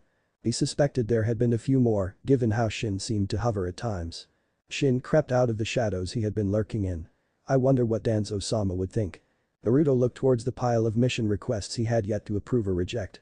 His mind went to the paperwork he needed to clear up, so he only sort of caught Shin's statement. Well, I don't know. Maybe you can ask him. Naruto had already told his council his plans the day before, sans Shikamaru. While Danzo approved of the idea, Sarutobi's two teammates were lukewarm at best. Tsunade didn't like it either, but she had been busy prepping Lee's surgery and didn't say much on the matter. The surgery was today, and Naruto was hopeful for a speedy recovery on Lee's part. Should I? Naruto turned to Shin. What? Asked Danzo-sama. I mean, I can just bring it up at the next meeting we have. Are you sure? He is coming towards the tower as we speak. Shin looked out the window. Naruto caught his gaze and looked out. Danzo was indeed making his way around the corner and towards the tower. He couldn't help but raise an eyebrow. What were the odds? And what did Danzo need? A few minutes later when Danzo arrived in his office, Naruto discovered what he was coming for. Wind type? Yeah, I mean, that was what Iro-sennin said. Naruto then remembered a conversation he had with Shin before they came back to Konoha as he thought back to the subject. Oh yeah. Shin said you were the strongest wind user in all of Konoha. Did you come here to teach me some stuff? Danzo looked at his Hokage and nodded. Indeed. I know you are a busy man at the moment, so I wanted to talk to you about the basics. In order to ever gain a full mastery of your natural element, you must begin by being able to use it in its most basic form. Naruto took a few seconds to think about what he meant, but it came to him. Basic form? You mean, just being able to make wind chakra? How do you do that? Danzo nodded while reaching into his pocket. The trick is being able to fine-tune your chakra into a fine thin tool, able to cut into anything and push it back. Chakra manipulation can create cuts much like wind chakra, but they are not the same thing. Finally he pulled out a pencil and placed it onto Naruto's desk. Mastering wind means both being able to use chakra to put things in motion, Danzo continued as his hand casually formed a green glowing chakra that gently pushed the pencil away from him without any damage occurring to it and to cut them down at a moment's notice. The green chakra became menacing as it suddenly went forth and cut the pencil into 3 even portions. Naruto's eyes lit up. That is so cool. Please teach me, Danzo-sensei. He felt like a kid in a candy store, thinking of how awesome this was and how he would be able to become that much stronger by learning it. Danzo could not help but give a faint smile at the title he was bestowed. Things were going well. Of course, Hokage-sama. The first step is simple. To cut a leaf with only wind chakra itself. Being able to create and manipulate it to your whims is important before being able to deploy in combat. Naruto nodded to Danzo's obvious statement. Cutting a leaf. That doesn't sound too hard. But how do you form wind chakra? Naruto knew how to create a futon. He knew how to manipulate chakra. But manipulating wind chakra? This was beyond him. From what Shin has told me, you are quite clever in experimentation. I have heard of your usage of shadow clones. Of adapting henge into a combative technique against certain foes. Naruto had to think about that one for a few seconds, but it made him smile. He couldn't believe Danzo-sama approved of his sexy no Fulton. No one else saw the genius of it. Danzo was in fact impressed by the simple genius of the technique. He was well aware of how a sultry kunoichi could be a devastating weapon. But seeing how it could be used as a surprise attack, well only with certain opponents, demonstrated intelligence beyond one's expectations of Uzumaki. And of the Rasengan hammer. Evolving the legendary hand-to-hand into a close range one only proves that my confidence in you is just. This confidence leads me to make this challenge. Figure it out for yourself in 1 week. Danzo told him bluntly. Wait, figure it out myself. Aren't you supposed to teach me? Naruto couldn't help but be disappointed. Danzo had made 2 great shinobi that he knew of and had more in his stable of guards. And while Jiraiya had hinted that perhaps they were more than guards and he could maybe believe that, it didn't mean Danzo was any less loyal to Konoha or good of a teacher based on what he knew about Shin and his brother Sai. But teachers lead the way. But they can only lead as far as they themselves can go. Great ones push their students and inspire to allow potential to flourish and for them to grow beyond the teacher's limits. Danzo told the young Hokage. It was his opinion, but he knew it was right. Of course, it could only work if the students pushed themselves even further. And Naruto Uzumaki was one shinobi who would push himself the furthest to live up to his dreams. Danzo would not accept anything less. Naruto sat there, contemplating what Danzo said for a minute, leaving the elder on edge as to what the boy was thinking. Then, his expression changed into a smirk. Alright, I get Danzo-sensei. But you better be ready to push me real hard. I wanna be the greatest wind user in history. Putting his hands together, he called forth a trio of clones. He pointed to one of them. You get the leaves, then look towards the other 2 and say, you two, head to the room. With a nod, the 3 clones changed into random people and left the tower through the window. Danzo could not help but raise his visible eyebrow at the maneuver. What room? Shin hadn't reported anything like that to him. Naruto could only grin. That is a secret, Danzo-sama. He reverted to the other official title for the man. Did you really think I was only sitting here all day? It only took a second for Danzo to understand what Naruto meant and he wanted to laugh out in primal joy of how much he liked Naruto's attitude. Using his Kage Bunshin to train during the day or do whatever other things were needed of him was so obvious but such an effective use of his talents that it made Danzo proud of his genius. Once Naruto understood his way of thinking, he could push the boy to become the legend he could only dream of being. Just like the great teacher he was. The Kata Terumi was not used to this much physical activity. He had been in prison for the last decade since he was a genin, a victim of the terrible prejudice the Mizukage had brought upon anyone with Genkei. While his taijutsu and willpower had grown after years of fighting other shinobi prisoners and surviving the various tortures inflicted upon him, his stamina for hiking through tunnels was subpar. Danmichi-chan. Warden-sama. Just a second. He whispered loudly, not wanting to give away their position. The younger girl, Danmichi, only looked frustrated. While she had been in the same prison as him, she had only entered the year before and hadn't suffered like he had. Despite her small and slight stature, she was still in ideal shape for a teenage kunoichi. She tapped her foot as he jogged his way up to them. She really wanted to pound him for being a slowpoke but knew she had to conserve chakra. The other woman, Katura Uzumaki, looked disgusted. The 60-something elder could not believe that the boy she had saved from her prison was this out of shape. She knew all the men at the prison she ran and could think of a dozen candidates who would have none of the problems this fool Okada had. But his Genkei would be valuable in the fight ahead, so she had chosen him. Okada, you useless oaf. If you ruin this for us, I will kill you myself. She threatened him expertly. Her weathered face and sharp eyes were enough to convince him of the fact even if he didn't know her beforehand. He simply bowed. Yes, Warden-sama. She shook her head before gesturing to them. Silence. Was all she uttered as she led them down the tunnels further. This was the second island set of tunnels they had searched in the last week and they were no closer to finding who they were looking for. The missing Mizukage. Igura. The demon child, as Okada thought of him, was missing from the public eye in the middle of massive unrest as rebels, led by fellow clan member Mei Terumi, sought to take Kurigakure. And the warden of the second largest prison in Kiri, because of course it had multiple prisons, was hunting him down. Okada didn't know for what reason, but the obvious guess was to kill him. She never had a kind word for the Mizukage, even when she was just the omnipresent warden who made his life miserable. And she might have been one of the nice ones there. He tried to bury the memories of his stay in prison and focus on keeping up with their pace. As they went down the next natural hallway, he first noticed the warden's head twitch to the right. Then he saw Danmichi turn her head slightly to the right. And a few seconds later, he caught on to what they had already noticed. That somebody had cast it to try and hide something, probably another hallway. The warden gave those two a glance to make sure they knew the situation, which they acknowledged with a wink. And then with a wave of her hand that seemed to be second nature, it deteriorated as a large room revealed itself. And it was a man, a few years older than Okada, with two short swords drawn and ready for combat. His heavy stubble and dirty clothing made his status clear to the trio. He was a missing nun. "What do y'all want?" he yelled, his arms ready to attack. The warden sneered in disgust. "Nothing from a weakling like you." She insulted the man, whose power level she could feel with ease. Even Okada could tell he probably wasn't much more than a low level. "Weakling? I trained to be one of the 7 swordsmen." And missed completely. "Now let us leave you in squalor." Katsura Uzumaki had no use for this man and simply wanted to leave him be. "Now listen here, hag, you act tough, but I know I could kill the 3 of you like it was nothing." He suddenly turned to Danmichi and gave a grin. "But if you let me have a few minutes with the little girl right there, I'll let you be." Then he tried to be charming to her. "Come on, girlie, leave grandma and the loser and have some real fun." "Little girl." Danmichi snarled at the man. Okada stepped back. He knew too well what was coming next. "Don't call me a little girl." She stepped menacingly towards the man, her fist raised. The warden rolled her eyes. "Kana, step down. There isn't enough space for you to fight here." Ana turned to her elder. "I don't need it to defeat this guy." She jabbed towards the man. Okada believed it. The warden could only smirk. "Really then? Then be our guest." The swordsman looked at the two kunoichi and laughed. "What can she do to me?" 1 second Kana stood in front of the man and the next she stood behind him, Okada observed.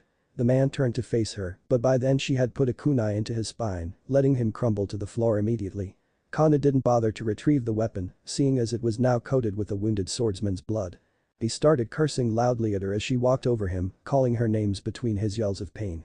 Okada was amazed, it was even more brutal than he had thought she was going to be.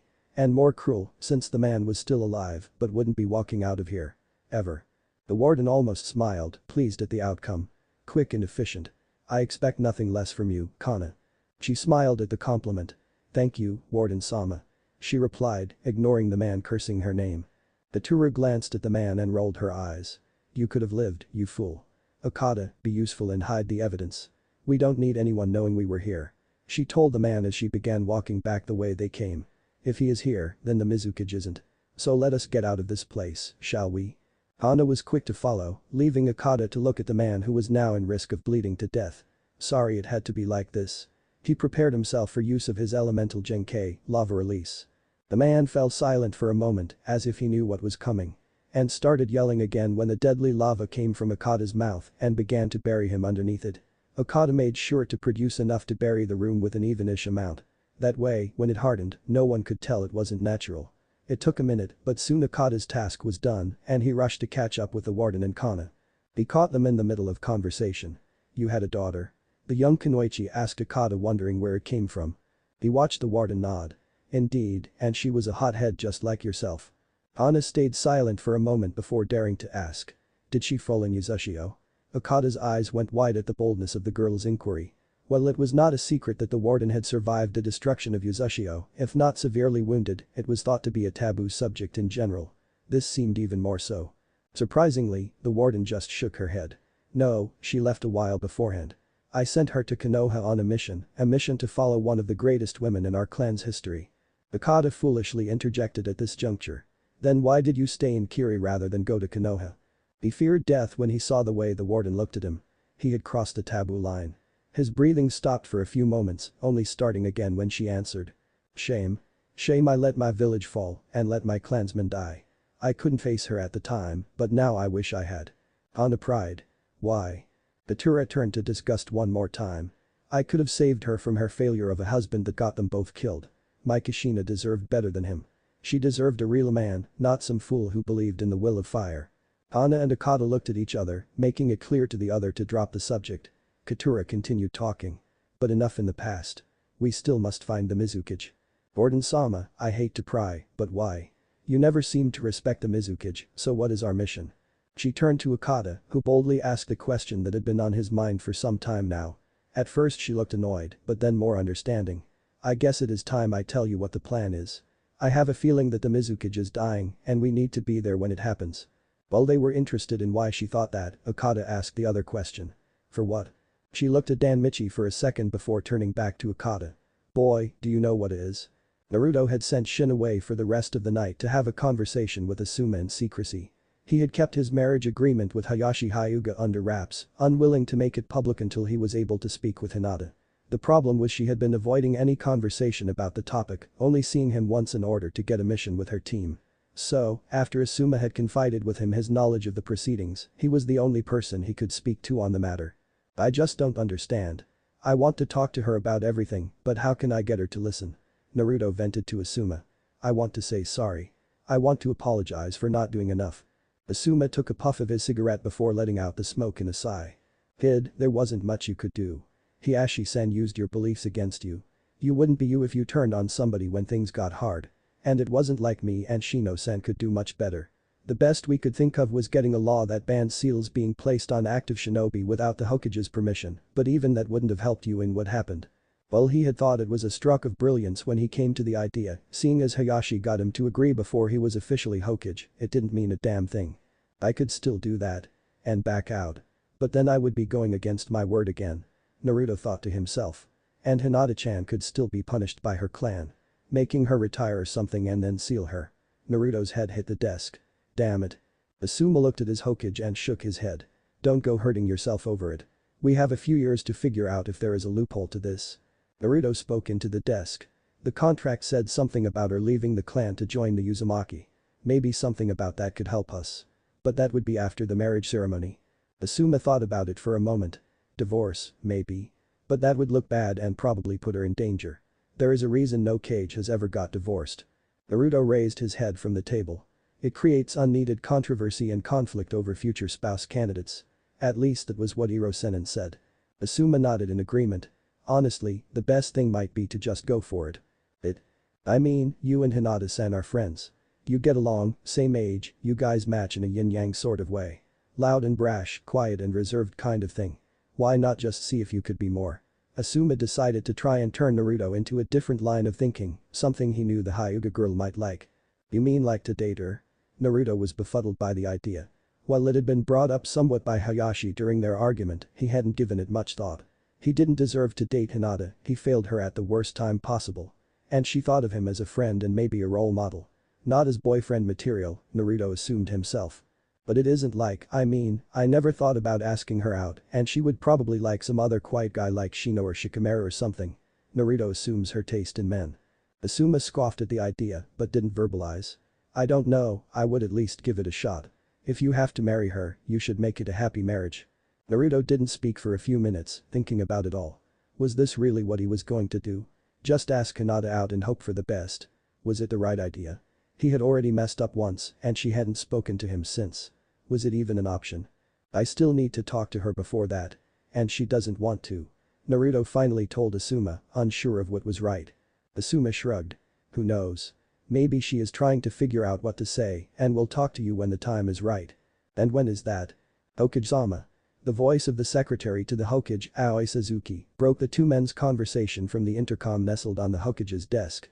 One of the big things Naruto had learned as Hokage was that electronics were part of the future of shinobi, even if it was slow coming. Naruto cleared his throat and pressed the speaker button. Yes, Suzuki-san. Genin Hinata Hyuga wishes to speak to you. How long will your meeting with Asuma Sarutobi last? She asked politely. Naruto looked to Asuma, who wore a look telling him to go for it. And he did. Sarutobi-san is leaving now. You can send her in. Asuma wished Naruto luck as he left the room, giving Naruto to clear his thoughts. He was hoping that everything went well between the two of them. He gave the Hyuga girl a knowing wink as he left and noticed her bug eye in surprise at his action. How he wished he was a fly on that wall. Naruto Uzumaki was nervous as he heard the girl knock on the door. This was it. The big moment. Come in. His voice nearly cracked as he called out, exacerbating his nervousness. Quietly, the door opened and Hinata Hyuga slipped. She was not wearing her trademark tan coat but a thinner coat of a similar color. She seemed to be as nervous as he was, but she must have mustered some courage to come here to meet him alone. Hello, Naruto-kun. The title she gave him hadn't changed. Naruto couldn't help but find that interesting. He would have thought she would call him Hokage-sama like a lot of other people. Hey Hinata-chan. Good to see you. he honestly told her. He saw her smile slightly but continued on. Good. Good to see you. Sorry about hiding from you. Naruto shrugged it off. I could have done more to talk to you. But I didn't really know what to say either. Except. Hinata cut him off before he could apologize. I don't blame you. Naruto came to full attention. What? Hinata visibly swallowed and continued.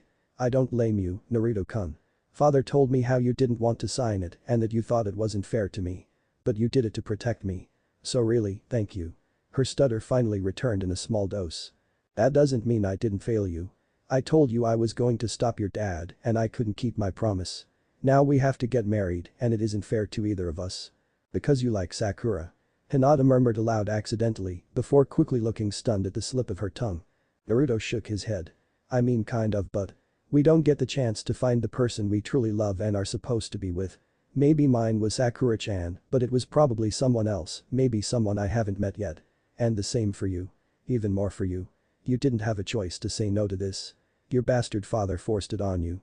You deserved something better. I bet you had a guy you liked, maybe Teamer Shino-san or something. You should have had the chance to ask him out. Naruto spoke to Hinata from the bottom of his heart about how he truly felt. Him and Hinata deserved more than an arranged marriage. Hinata stayed silent for a minute, so Naruto continued. And what is worse is that your dad is going to tell everyone sooner or later and then everyone will know we are getting married. I know that Shino-san knows. Shino-kun knows. Hinata was surprised at this fact. Naruto nodded slowly. Yeah.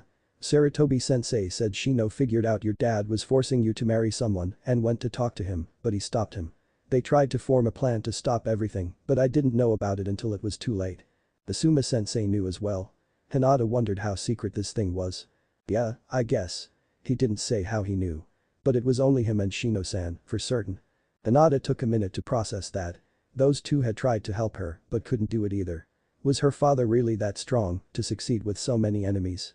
I see. I don't know what the others will think. She admitted to Naruto. He nodded. Yeah, me neither. And also, well. What are we going to do? He asked her bluntly. We? Naruto nodded. Yeah, I mean. We are supposed to be getting married and all, but what does that mean for us? I can't even imagine what dating a girl would be like, let alone marrying one. Hinata nodded slowly, agreeing with the sentiment. Dating, marriage, it all seemed so foreign. But it gave her an opening. The opening she had come here for. I think we should go on a date. She wasn't looking at him when she said this and was blushing madly. Naruto began to blush as well. A date? Really? Hinata nodded, still not able to look at him. Why yeah. I wouldn't mind going on a date with you. Actually I kind of wanted to F for a while now. She went further with her statement, getting ready for the big reveal. Naruto's face was glowing red.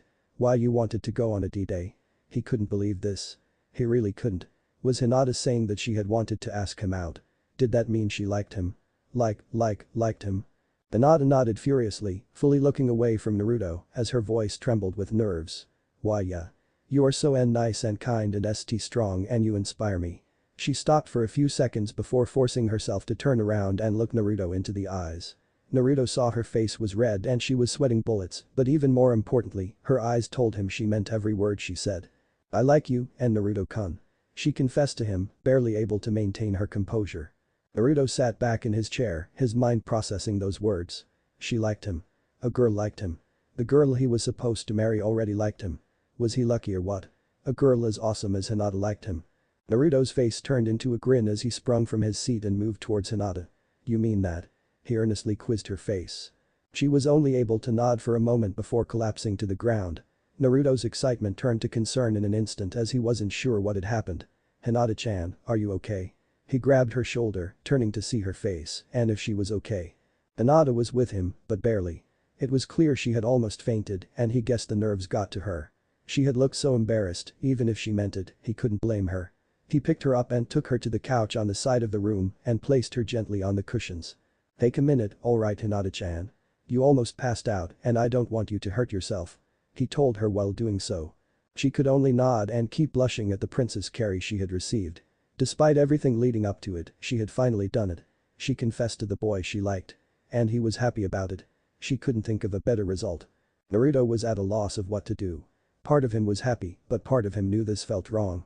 She might have liked him, but they were being forced to marry each other. He could only hope to fall for her, and she might end up falling in love with someone else as they got older. But that was when they were older. Right now, she liked him and he thought she was really awesome and was somebody precious to him. He could only hope for them to be able to talk more once she got a little rest. Hokage-sama. The voice on the intercom called again. Sorry to interrupt your conversation with the Hyuga heiress, but the 630 hospital representative is here. Naruto looked at Hinata for a moment before making his decision. This daily update didn't have any big secrets or anything, it was okay if she stayed. Just rest there until I finished this meeting. Then. Maybe we can get something to eat. He asked her, well aware of the implication. A dinner date. She was too happy to talk, so she just nodded at the idea. He smiled and walked back to the intercom. Send him in, Suzuki-san. He spoke into it, taking his seat in preparation for the meeting. The rep walked in without bothering to knock, looking a bit disheveled and carrying a few scrolls. Hello, Hokage-sama. How are you today? If he noticed Hinata, he said nothing about her. Good, Yumenko-san. He told the middle-aged man. So what does the hospital have to report today? 2 missions and a death. The second part caught his ear, but he decided to not get impatient and ask quite yet. Go on, Yumenko-san. He pried openly. The first mission is a simple C rank, the new X-ray machine is ready in the capital. It is a large unit, so we need a team to go and guard the caravan taking it to the village. He handed the Hokage the relevant scroll, which he put away to be looked at later. Of course, the team will be ready by week's weekend. Naruto told the man. Thank you, Hokage-sama. The second is a D rank for repairs. One of our doctors lost their temper and punched a hole in the wall of the surgery unit and destroyed the door to their office. He handed the scroll to the Hokage, who wondered why the doctor lost their temper. Remembering there was a death, he wondered if it had been related to the damages. I will have a team on it tomorrow, Yumenko-san. So you mentioned death, right? So did one of our shinobi. Die. He felt stupid asking that, but he wanted to make sure. No active ninja had died in his first week of Hokage, so this would be the first one. The first of many, he feared. Yes. Inactive Genin Rock Lee faced complications during a surgery to remove bone fragments from his limbs to allow him to rejoin active service and died on the table at 3:06 p.m. All efforts to revive the Genin failed. We mourn his loss. Naruto's stomach dropped and out of the corner of his eyes, Hinata's face contorted in horror. Yumenko finally seemed aware of Hinata and noticed how the mood in the room dropped so harshly. Oh. I presume you knew the deceased, Hokage-sama, Hyuga-sama. I apologize for my insensitivity on the matter and for the loss of your comrade. Naruto barely nodded and in a hoarse whisper, muttered a thank you to the hospital rep. Taking his cue, Yumenko left the room and left Hinata and Naruto alone to mourn. Bushibrow's dead. Naruto said it out loud because he couldn't believe it. Those words didn't sound right together. How was it possible? He had heard about the risks, but Tsunade was supposed to be the greatest medic in the world. And she failed. Niji Nai-san must be devastated. They had finally become friends. He heard Hinata say from the couch. And Tenten-chan must be in pain, and what does Gai-sensei think? He loved him like a son. She was worried about how Team 9 must have been feeling. I killed him. Naruto muttered, getting the attention of Hinata. I killed Bushibraw. Naruto-kun, no you didn't. She got up from the couch and walked towards Naruto, not understanding what he meant. I told him to get the surgery. Niji knew it might go bad, but I told him to do it. He'd be alive if I told him not to do it. He explained to Hinata, his fist balling up. He had killed his friend by telling him to live his dream. That seemed so wrong. It isn't your fault, Naruto-kun. He knew the risk and you were only trying to help Lee-kun. You didn't know it wouldn't work. She put her hand on Naruto's shoulder, her compassion overshadowing the embarrassment she should have felt.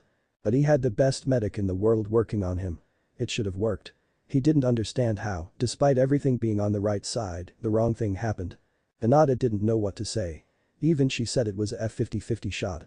Even the best aren't perfect. She didn't know where she was going with this. Some stuff isn't fair. We just have to live with it. Naruto couldn't help but see how true that was. Most of his life up to this point was that second point. It didn't mean he liked hearing it. There has to be something I can do. I don't want to lose another friend. He admitted to her. Hinata took a few seconds to find the right words for what she wanted to say. We can do no more than what we have control of. But as long as we work hard and always get up, we can make sure we never let someone get hurt because of us. She ended up rambling, but knew it got the point across. That is all the Hokage can do, huh? Be the best he can be when he can be it. Naruto eloquently rephrased her statement. She nodded in agreement. Naruto sat there for a few seconds before suddenly pulling Hinata into a hug from his chair. She was on his lap, but their faces were in completely different directions. Naruto-kun.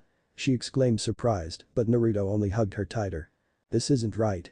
He finally whispered loud enough for her to hear, realizing this was meant to comfort him. While she was still embarrassed, she returned the hug. Nobody's death is right. She thought of her own near death, the death of the Sandaime, and the death of her uncle and mother. It wasn't fair they were taken, and Lee's fate seemed especially cruel. Naruto eventually released Hinata from a hug and stood up. Brushing off his robe, he straightened his hat out and took a deep breath. "Do you think Guy-sensei is still at the hospital?" he asked her, taking her off guard a bit. "I guess. Are you going to see him?" Hinata was surprised by the sudden action of Naruto.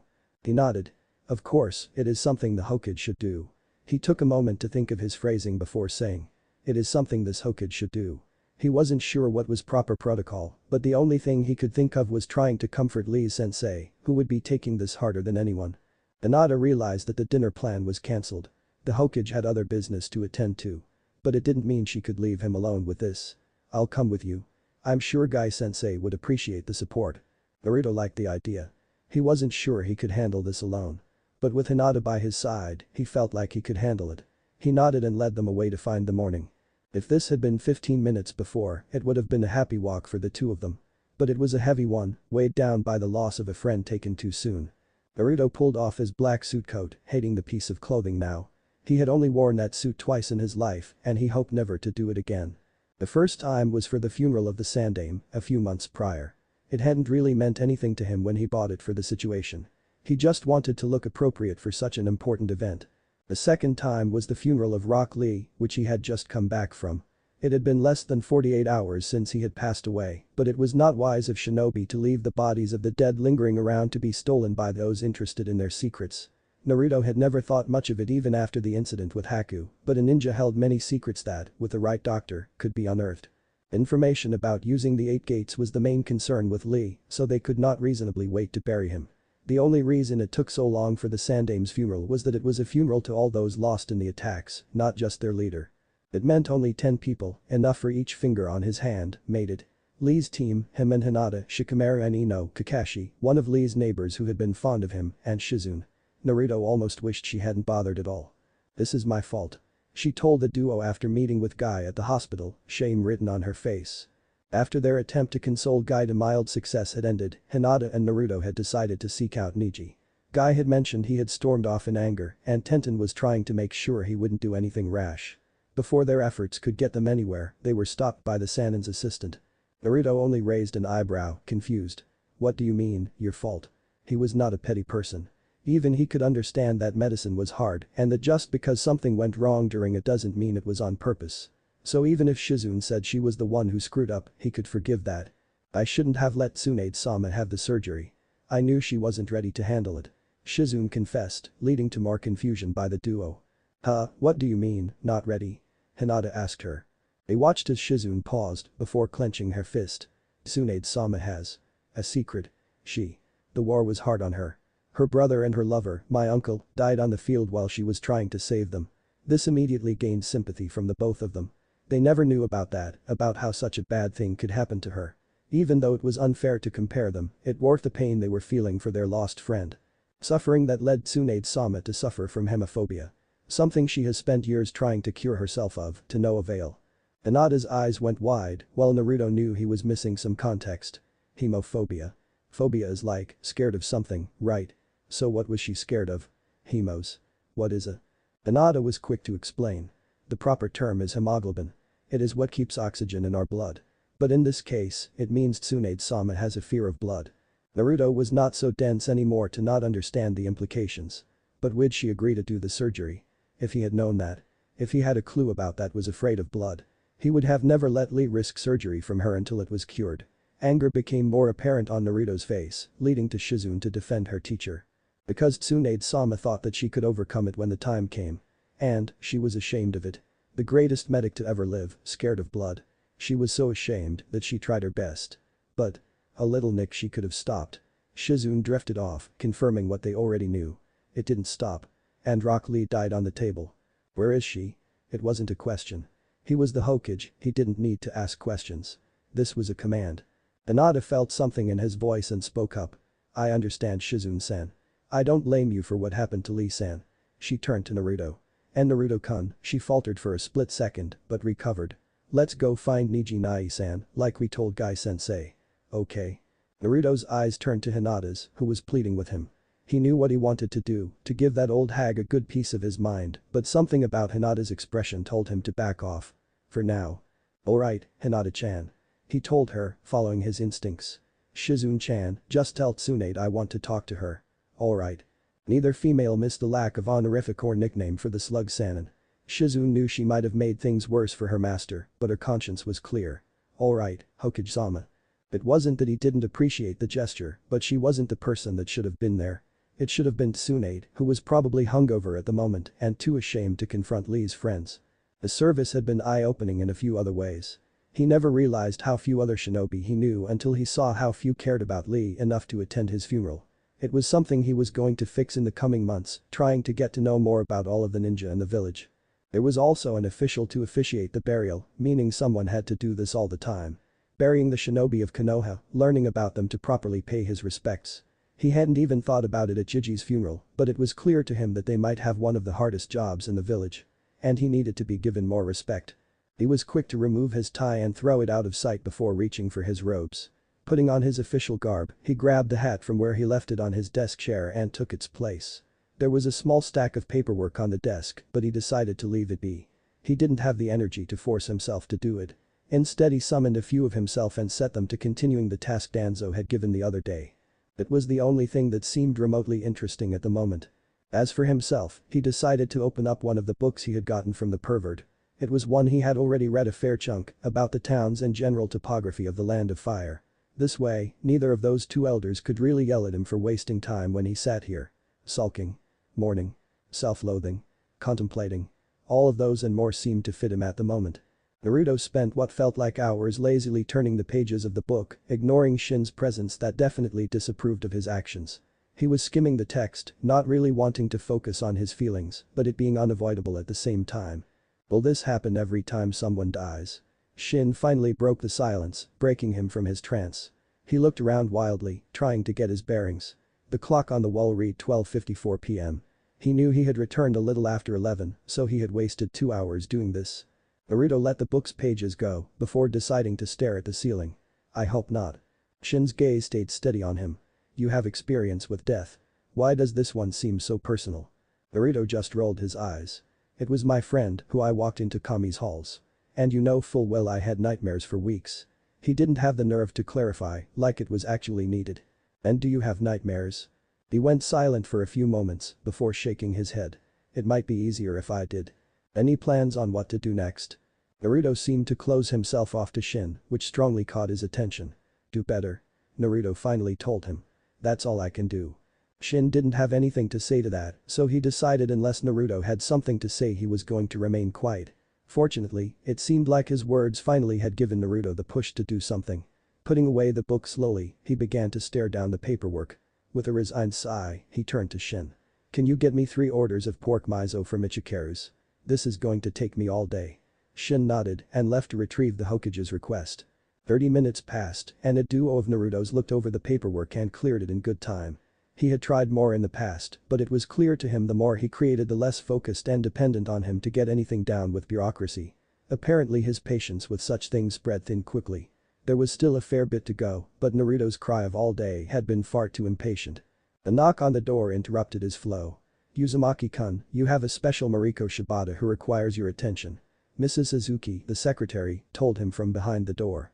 Naruto acknowledged the request and prepared to take her. Sending his clone off the side of the room with a few documents, he began his part of shinobi engagement. It was one of the best parts of his day, since it let him see everybody in Konoha he needed to lead and defend. Congratulations. Do you know if it is a boy or a girl? And about the father? Oh. Well, I can give you a desk position for the time being. Just come back in 3 days and I can tell you where it will be. It was going to be the spot at T&I that was apparently cursed. He had already filled and vacated the position. He hoped he could find something more reliable for her. Next was an Abiram. No, of course your Kakechu are important. Taichi saying that to you is incredibly disrespectful. Are you sure I shouldn't speak with him? I will make it clear not to put you two on a team for the time being. Have a good day. Taichi was an idiot who was going to get his chakra drained. Next was a team of genin. No, your records clearly state you failed the first round. Heck, I remember you guys. I even saw you cheat. I mean, the reflection on the steel plate on your wrist made it obvious what you were doing. No, that would be a bad idea. Do you want to go to prison for attacking the Hokage? No, then please leave and try harder for next year. He kind of did want to spar against them but he would have to see if he could fit it in the schedule and double-check their credentials. That seems incredibly dumb and a waste of resources. A guard in the kitchen. The building is already secure. And then would we need a guard for the guard? And a guard for that guard? Just don't leave too much in there and make sure to speak with the liaison if you see something is up. Anbu had some prima donnas in its numbers. And next was a Hyuga genin. Naruto had tolerance for very few Hyuga at the moment. It wasn't their fault, but it seemed it was one of the few he could tolerate. Niji-san. I'm surprised to see you so soon. He stood from his chair, it seemed the right thing to do. Niji didn't really react to him, but instead bowed deeply. Good afternoon, Hokage-sama. I hope you are doing well. He narrowed his eyes. Suspicious. I didn't expect to see you here today. I was certain you had been given the day off by your sensei. He had heard Guy say it after the funeral as he was leaving. Niji nodded. Indeed, he did, Hokage-sama. But I have a request for an A rank mission. I'm not giving you an A rank. I didn't like giving Kakashi-sensei one to do by himself, so I'm definitely not giving you one. Naruto tried to shut it down immediately, whatever Niji was thinking. Niji gritted his teeth. This mission has to be an A rank. I know all shinobi assassination missions must come at A rank or higher. His eyes went wide. Assassination? What are you talking about? But he already had an inkling from Tenten about what was going on. For vengeance on the murder of my friend, I wish to kill Gaara of the Sand. Niji told the Hokage bluntly. No. Naruto replied just as bluntly. There is no reason to continue this cycle of violence. And Gaara is my friend, I'm not going to tell you to kill him. He's changed. He is a good guy. He killed Lee. Niji was getting emotional with his words, vigor and venom entering them. It was hard for Naruto to know what to say next, since he had so many things he wanted to say. That Gaara deserved forgiveness since he had fallen from the light. That Tsunade killed him by being reckless with her hemophobia. That he wouldn't let another friend die. Then do you want to kill me as well? Naruto finally settled with. I convinced him to get the surgery that killed him. I'm just as guilty as Gaara. And Tsunade, who failed the surgery. Who else can you blame? Who else is on your list? Naruto was serious, attacking Niji's logic. Niji froze, but shook his head. That doesn't count. You two only were doing your best for him. Gaara meant to kill Lee when they fought. He doesn't deserve forgiveness. Like you tried to kill Hinata-chan. She told me about how she nearly died during the exam finals. And if she had, would her father, her teammates or her sensei be right in demanding you be killed? Naruto hadn't wanted to throw it in the face. But Hinata had recognized the parallel first the other day and it was the most powerful thing Naruto could throw back at him, so words would win the day. Niji ended up staying there for a few moments, thinking. Contemplating. Yes. Naruto did not like confirming that Niji was incredibly stubborn, in line with everything else he knew about him. Well, I say no. I can't order you to forgive Gaara, that is something I cannot do. But I am ordering you to not attempt to contact Gaara or pick a fight with him. Niji took a moment to analyze what Naruto told him and finally nodded. I understand, Hokage-sama. I will not bring this up again. Naruto was satisfied with this result and let Niji leave. Very quickly Shin revealed himself. Are you sure that is wise? He risks endangering a strong potential ally. Shin pointed out. I know Niji-san is mad, but he won't do anything stupid. He will follow my orders. Which had a loophole as to where Gaara contacts him and starts a fight. Naruto paused for a second, thought it over, and grimaced slightly. I'm pretty sure Gaara will not do that. And I will make sure to warn Gaara the next time I see him. You do not want me to get Niji Hyuga back here to close that loophole. It was the logical thing to do in his mind. Naruto ended up shaking his head. Besides that being so unlikely, looking for a chance to do just that will keep him from thinking of something else. Judging from his past, Niji-san can hold a grudge and I'm not sure I can beat it out of him this time. Shin didn't know if the Hokage was right or wrong, but something else caught his attention. A bird on the windowsill. Except it was made of ink. It appears Team 7 has returned from their mission. Naruto was excited to see his friends again. Which quickly faded as they neared, since he realized he would have to be a bearer of bad news. This wasn't quite what he had imagined as a kid. Is it really worth risking a confrontation, Orochimaru-sama? Kabuto couldn't help but ask his leader. They were doing this in the middle of the day. While he understood the concept of hiding in plain sight, this seemed almost reckless. No matter how good they were, they could not topple Konoha by themselves. Calm down, Kabuto. There is nothing to worry about. I would swear you were a woman with how you worry. Sexism aside, Kabuto kept a careful eye on their surroundings. No matter how far your village has fallen, with the new Hokage being in Uzumaki, wouldn't they think to keep some level of protection to his heritage? Orochimaru almost chuckled. Only a few older heads would remember this place, and I would wager, if I was like my foolish teammate, that they assume he already knows of it. Kabuto saw his master's logic and could only agree. I understand. But I do have a worry if they remember this place in the future. Your words make it seem abandoned, and if they notice the recent activity we cause, no matter how slight. Kabuto stopped himself. How on earth would they know it was them? They weren't especially using chakra, so they wouldn't leave a strong enough signature to be tracked even 24 hours from now. And there was no way they would understand what Orochimaru was doing. Except for possibly his. Jiraiya and Tsunade may be able to uncover my guilt and reasoning if they recall the stories, but by then it will be too late. It will only take months to plan a second destabilization of Konoha. Perhaps then Kumo or Iwa will take the hint and wipe it off the map. It was simple really. While he did in fact want to crush Konoha, he expected only to crush their spirits with his assault on the village. Suna had not honestly dedicated enough resources, and his village was filled with low churning level talent. Fodder and foe friends did not win hidden villages. He had expected one of Konoha's longtime enemies to make their move and ruin the village. And then the fire daimyo would take him and a Togakur with open arms to protect his stupid country. But no, peace prevailed for now. Until his old friends Akatsuki really started making moves. Then the game would start getting fun. Finally, the two of them stopped at the foot of an old wooden building. And here we are. As forgotten as I hoped. Let us move in and leave quickly. I don't need an Inuzuka or their dogs after me. The Abiram were worrisome as well, but there was no need to list everybody.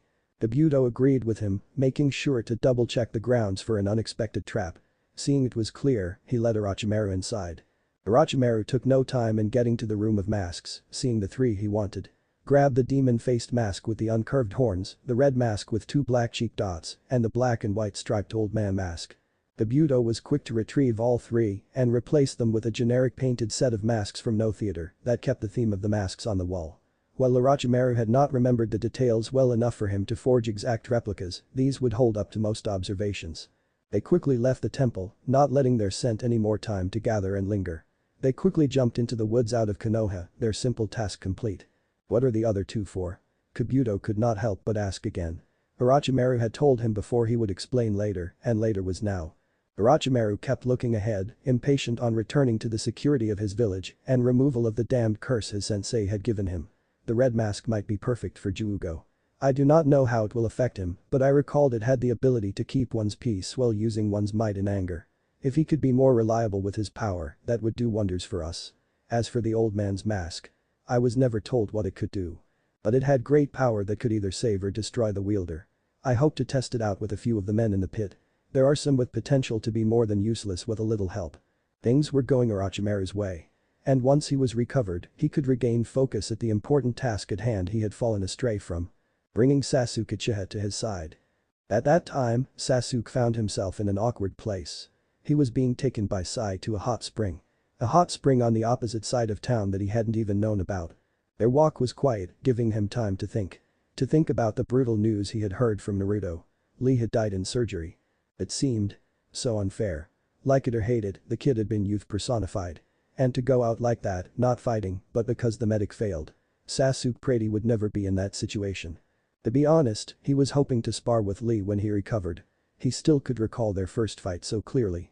He had been impressed by what he saw. Someone, his age. He was so fast and dangerous. And Sakura had regaled him on what Lee had done with his match against Gaara. He opened some of the 8 gates that controlled chakra and was wearing weights that could create craters. To think that he had that hiding when he so thoroughly controlled the fight against him the first time. Sasuke wanted to have a proper go. Yet now Lee would never fight again. But Sasuke already knew that the world was cruel. He knew it all too well. Sasuke looked around the area he was walking through, vaguely familiar from 1 or 2 deer ranks that had taken place months before. He was so far from his compound, along with the academy and the Hokage tower. It made him realize how little he knew about Konoha properly. It was time for a crash course. The lady running the hot spring was pleasant, though a bit distant, and quickly led them to the locker room. There was only one man's things there. A robe Sasuke recognized. He instantly understood what should have been obvious from the beginning. They were meeting with Danzo here. Sasuke changed quickly, ignoring Sai. Sai seemed to be curious about him for whatever reason, but he chalked it up to his weirdness more than anything else. He was, however, sensitive about the seal mark. It was blatantly obvious, so Sasuke did his best to cover it with a towel hanging around his neck. He didn't want to discuss it with Danzo, though he wouldn't be surprised if he brought it up. It seemed to be affected by his emotions, and judging from Sai, Danzo was not the emotional type. They entered the spring with a casual pace, unsurprised to see Danzo sitting calmly in the water, his bandaged arm kept out of the water with a plastic sling. He seemed relaxed, content. Sasuke could have no idea how rare of a feeling this was for Danzo in recent years, no one knew. Taking a minute to forget the world and what needed to be done. Considering his all-around success, you could even call the man giddy. Of course, he would never let this show to anybody en route and definitely not the last Uchiha in Konoha. "Tell me Sai, Uchiha-san, how was your mission in the land of tea?" Sasuke looked towards Sai who wasn't rushing to say something and decided to take the lead. It was a hassle. Apparently the other family hired shinobi from a megacure, but Team 7 had defeated them in the exams. The client's runner was far more annoying than any of us liked, but he seemed to be a good person in the end. Though Sai's constant calling him chicken did little to make the mission easy. "Chicken? That is unbecoming of you, Sai. I had assumed I had taught you better manners than that with a client." Danzo was in fact curious as to what was going on. He was aware of his underling's habit of giving nicknames, but even he knew not to antagonize the income sources. Danzo-sama, he was a chicken. He was a Sasuke coughed a little bit, triggering the memory of the group promising Ibiki, not to mention his little brother being found. That could be done at a later time then, when Quacky was present. Before Danzo could comment on the awkward pause, Sai finished his statement. A boy running from his issues. I presume someone who was carrying a task that was being given such weight would not have been cowardly towards his past. Expecting a full report later, Danzo accepted the story and gestured with his good arm to the rest of the bath he was sitting in. I understand. Please, sit down and relax. The water is perfect. Let us get down to business. The duo followed the man's suggestion and got comfortable in the water. Sasuke noticed how Sai sat in a way that was defensive of Danzo, as if he could spring to his assistance at a moment's notice. He was beginning to see what was going on. Danzo seemed to have a few shinobi under his personal control. Perhaps more than a few, seeing as how big the village was and what Sasuke knew of the village's shinobi population. Many villages seemed to teeter towards a quarter of its population being active shinobi, while Konoha's was little more than a fifth. Most outside in thought it was the more pacifist nature of the village keeping it so. But while that man destroying his family probably helped with this statistic, it seemed this man did as well. Though it was a bit suspicious, Sasuke decided it was a good thing for him. So what made you decide to come to me? Danzo looked intently at him with his one good eye, doing his best to read him. I saw how much sway and power you carried at the council meeting, how you pushed the dove from a blip to Hokage. It told me you were a powerful man. A man that could help me with my problems. Itachi Uchiha. The response came quick and blunt. Sasuke sneered at the name, but nodded. Him. Very much him. But also the snake. I don't like how he has an interest in me. Sasuke put it politely. Danzo gestured slightly toward Sasuke's neck. The curse seal. I'm well aware of it, he gave one to his former apprentice almost a decade ago. It is a forbidden fruit. Great power for the price of being dependent on him. A terrible thing to have on a shinobi with as much potential as you do, Uchiha. Sasuke stopped himself from grabbing it. That means I just have to get stronger so Orochimaru is nothing compared to me. And I want your help. Kakashi-sensei isn't enough. I need someone else, someone more powerful to guide me. And I believe the person is you. Danzo smirked. Of course you would. You were not top of your class for nothing. However, others may not see it this way. Your sensei. We have had a difficult past. There are many others in the village who do not wish to see me train you. Sasuke raised his eyebrow. What do you mean? I have the reputation of being, as they call it, a warhawk. I see it as being a pragmatist. So while having assistants like Sai and Shin means little, they would be much more worried as I am giving instructions to both the Hokage and the last Uchiha. You are teaching Naruto something. Sasuke was surprised and honestly annoyed at how, of course, Naruto had gotten the same sensei he had. It seems his chakra element is wind, as am I. There are very few that can teach him in its ways, so it only makes sense for me to take up the duty. Danzo explained. Sasuke could understand this, but did not like where this was going. So you are saying it won't be as simple as going to a training ground and teaching me your fighting styles? Danzo shook his head. In fact, that is almost exactly how I will teach you. While it will rarely be myself, your new teammate will give you times and places for your instruction. However, what you learn will be up to you. Up to me? Sasuke didn't get what he meant. There will be a spar between Sai and his brother the day after tomorrow at sunrise at the western edge of Training Ground 4. During this spar, they will be using primarily advanced Jujutsu techniques. I hope you find it interesting. Sasuke took a minute to realize what was being said, but he liked it when he figured it out. He had been taught as a child it was rude to copy techniques from allies, though that ironically is where all of his copied skills came from. But if someone let them watch while the Sharingan was on, no harm was done. I see the glint in your eye means you understand what I mean. Good. We have some finer details to discuss, but let us enjoy ourselves for the moment. With the world the way it is, who knows how much time we will have to relax going forward. Danzo sank further into the water, enjoying this moment. Sakura Haruno had expected her day would be full of comforting Might Guy and helping to begin the healing process of losing his close protege. Yosh. Feel the power of youth. Instead, she was running laps around Nara clan grounds at a breakneck pace. While only a fraction of the size of the normal laps, the natural barriers and higher intensity Guy was bringing made the village laps much preferable. Weakly, Sakura expressed the same sentiment. Youth. She said loud enough for him to hear. She was also curious as to why no one from the Nara clan was stopping them, considering the ruckus. So she kept running, struggling just to stay on pace with Guy. She was still more than a lap behind, something Guy didn't seem to notice. 10 more laps. Then, we need to do 100 laps in the lake. And if we fail, we do 500 crunches. Sakura plainly responded, knowing how this all went down. However, Guy looked caught off guard by this statement as he slowed down to a nearly average pace. Why yes. 500 crunches if we fail. He tried to return to his original pace, but Sakura could tell by how he was staying consistently in sight that it wasn't as fast. This kept as they finished their laps and went to the lake at the north end of the Nara property. Her question from before came to mind, so she decided to ask him. So the Nara clan doesn't really care about you using their land? Ai's smile was big and, to Sakura's sudden realization, hollow. They say it helps keep the deer in line, so as long as it occurs in the afternoon, I am welcome. Now, let us go swimming. I suggest starting with the backstroke and changing your styles every few laps. Without letting her get another word in, he jumped into the lake with the grace of a fish and began swimming. Sakura let out a sigh, finally realizing what was going on. Guy wasn't properly coping with the tragedy, not that she could blame him. He was gonna need help to get back to a healthy state of mind. Well, his natural state of mind. She was gonna need help. It was after sunset and Shin returned from a patrol of the perimeter to see Naruto fiddling with some older documents. His interest was obvious as Naruto filled him in. These are the clan charters from the start of the village. I was interested in what they really said since they allow the clan to get away with a lot more than you and me. Shin only gave a nod to the Hokage. It was smart of him to be reviewing them. Have you found anything?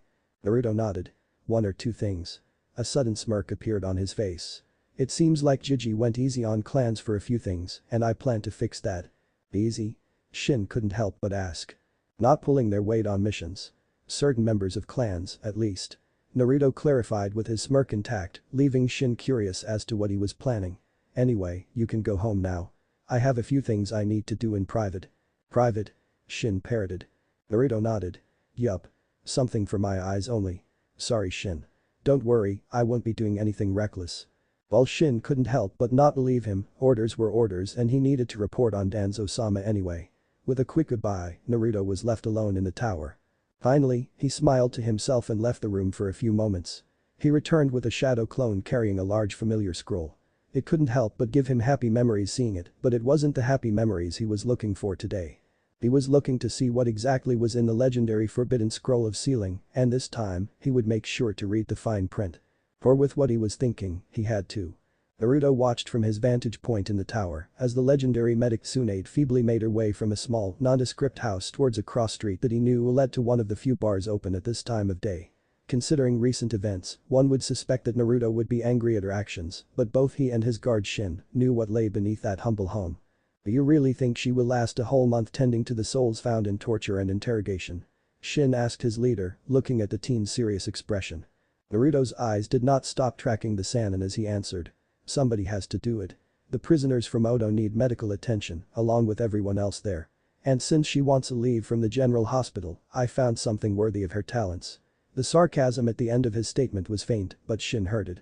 He assumed the attention to the Odo Nin had to do with finding out more in regards to Orochimaru, who orchestrated the affair.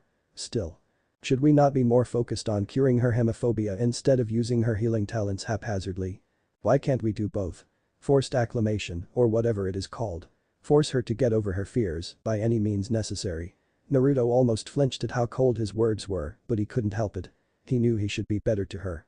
She had tried for Lee, but she had failed. And a part of him might not forgive her for that. He turned back towards his desk, wincing as he stepped towards it. The memories from the clones that had consulted with Danzo on his wind element training had come back. It hadn't ended well. You keep saying you can't do it, Hokage-sama. That is beneath you and your title. You must understand that you will learn this skill and not lose that way. One who is lost is no better than the one who does nothing because both are useless. You must find it within yourself to harness the wind's power, for men like us are the only ones who can. Danzo summoned a vicious blade of wind to prove a point, ending the existence of the 4 clones meeting with him. He knew that technically the man was right, though he had delivered the statement with precise harshness. He had to act, no, he had to do it. It was as simple as that. Like every time he had said he was going to be Hokage, he just had to do it. It was good advice he could use throughout his life. Why couldn't Iro-sennin give this kind of advice with his sealing training he had begun? He talked about feeling the chakra and just knowing how everything connects. It wasn't the most useful advice, even though he was a natural at it apparently. He didn't see it, but he kept telling him so. He felt like he was still super far away from his goals on the subject, so it wasn't helpful. Shin looked over at Naruto, examining the planner in the desk. So Hokage-sama, any plans for your lunch? It is that time of day and you don't have anything on the schedule for some time. Naruto gave him a smile. You don't have to worry about me. I have plans. Plans? He didn't see anything about them on the planner until he noticed out of the corner of his eye a familiar coat walking towards the tower.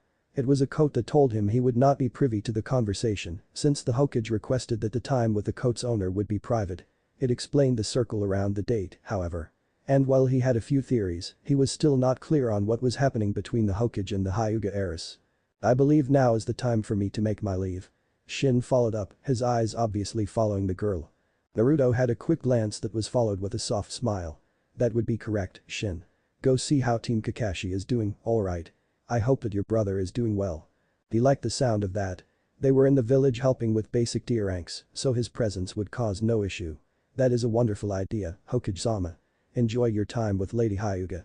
Shin left the side of the Hokage, leaving a few moments for Naruto to make himself presentable for him. Lunch date with Hinata. A sentence he did not expect to say even a month ago. He was even being super considerate of her and her tastes and was ignoring his first and second impulse to take her to Ichikaru's. He knew he could be aggressive when he ate and didn't want his first date to go poorly. There was also the fact that the second Tucci and AM caught wind with what was going on. They would tease him, Hokage or not, and probably try too hard to be friendly with Hinata. No, he was going to a more subdued place, specializing in food from Suna and the land of wind called Atayas. It was similar to Barbek, but with more exotic meats and stronger spices. He also knew it wouldn't be the busiest spot considering recent events. A perfect relaxed spot for them to enjoy themselves. And to allow the rumors of their relationship to grow naturally. Because in 2 days' time, Hayashi was going to announce his and Hinata's engagement to the Hyuga family. That meant it would be the news of the village in 3. The bastard. He wasn't sure if he could rightfully call Sasuke team anymore since a more suitable candidate for it had come forward. And he was fond of the name Shin's brother had given him, Quacky. His self-musings came to a stop as Hinata walked in, as expected. Besides wearing her new coat, she hadn't dressed up for the date. However, as Hokage, he couldn't go in his trademark jumpsuit. Well, he still wore the pants, the jacket had been too much along with his robe, so he just wore a black shirt that went past his elbow. His robe was white with orange lettering, upon his request, that labeled him in large kanji on the back as Godame. Flashy like his jumpsuit had been, but in a much different way. And on a date, he wasn't gonna have the hat. Hello Naruto-kun, Hinata shyly greeted him. Hey, Hinata-chan. I hope you are doing well. He greeted me. She nodded. Things are going as well as one can hope. Niji is still mourning and father is plotting about how he will go about announcing everything. Naruto couldn't help but roll his eyes. He hadn't told anyone about Niji's request, so he assumed most of his clan weren't aware of his mincet, but the main issue was the super theme. Well, he can't ruin our lunch, so that is a good thing. I have plans for Ichikaru's. Hinata presumed, interrupting him. He liked her expression when he shook his head. No, not today. I was thinking of Atayas. I've only had it once, but it was really good and I think it was a great place for our date. Hinata had heard of the restaurant but was more focused on not turning into a tomato. He had set a date. But they were going on a date. Knowing something was one thing, but to hear it said out loud. Naruto snapped his finger. Are you there? He asked her suddenly. Hinata blinked and was thankful she could not blush anymore. She just nodded her head. Good. You gonna do that every time I say the D word? Naruto asked with a smirk. Apparently she could. Hinata paused and took a deep breath. She refused to stutter over her words here. She was better than that. Of course not, Naruto-kun. I can't wait for our date. But we could have gone to Ichikaru's. She was thinking about him, but he shook his head. We can do that anytime. But I only get one chance for a first date and I want to make you feel special. And that was as much as Naruto promised he would use Jiraiya's advice toward girls. Hinata fought her instincts and grinned. The same. He raised an eyebrow. I want you to feel special as well. Naruto grinned at that. Then why are we still talking? I'm getting hungry. In a less assured manner, he put his hand out to hers. His teeth must have been showing when she grabbed back. The two shinobi knew that the other was not supposed to be there, at a bar just after noon in a coastal village left to rot by an authoritarian government and hapless population. But it would be like calling the kettle black if they did something about it, would it not? Plus, the younger shinobi knew he could decimate his opponent and the older shinobi knew this as well. But he had not, so he was going to take that as a cue he would not get in contact with him. So they ignored each other, both casually enjoying their drinks by their lonesome. What neither knew was that they shared the same goal. Itachi Uchiha glanced again at the only man that concerned him yet again, going over the details he could see and trying to judge what he could from him. He had a healthy chakra network, but his physical prowess was terrible, but trending upwards. He could see how his shirt tried to cling to his ribs and how he sensed his environment like only two types of people in the world could. Itachi knew he was both. He could not help but wonder what this escaped Genkai wielder could do if conflict became necessary, but he could tell it would not. The man was not stupid. Instead he continued to sip on his watered-down Junmai Shu, thankful for once at the cheapness of the establishment. He knew Kisame would not be pleased with it, but he lacked Kisame's drinking quirks. He drank to be drunk quickly, which was never enjoyable for the young man. But something like this, light on his palate, didn't agitate him like harsher liquors would. He could enjoy the peace while he listened through the quiet. It's been weeks since they saw him. Think he is dead. I heard one of the freaks is taking over. A redhead. What about that swordsman? The Mamachi one? Dead? A while now. One of his hunters? Not from what I heard. He went down in wave, apparently against Gato. No wonder we didn't hear anything, Gato's death overshadowed it.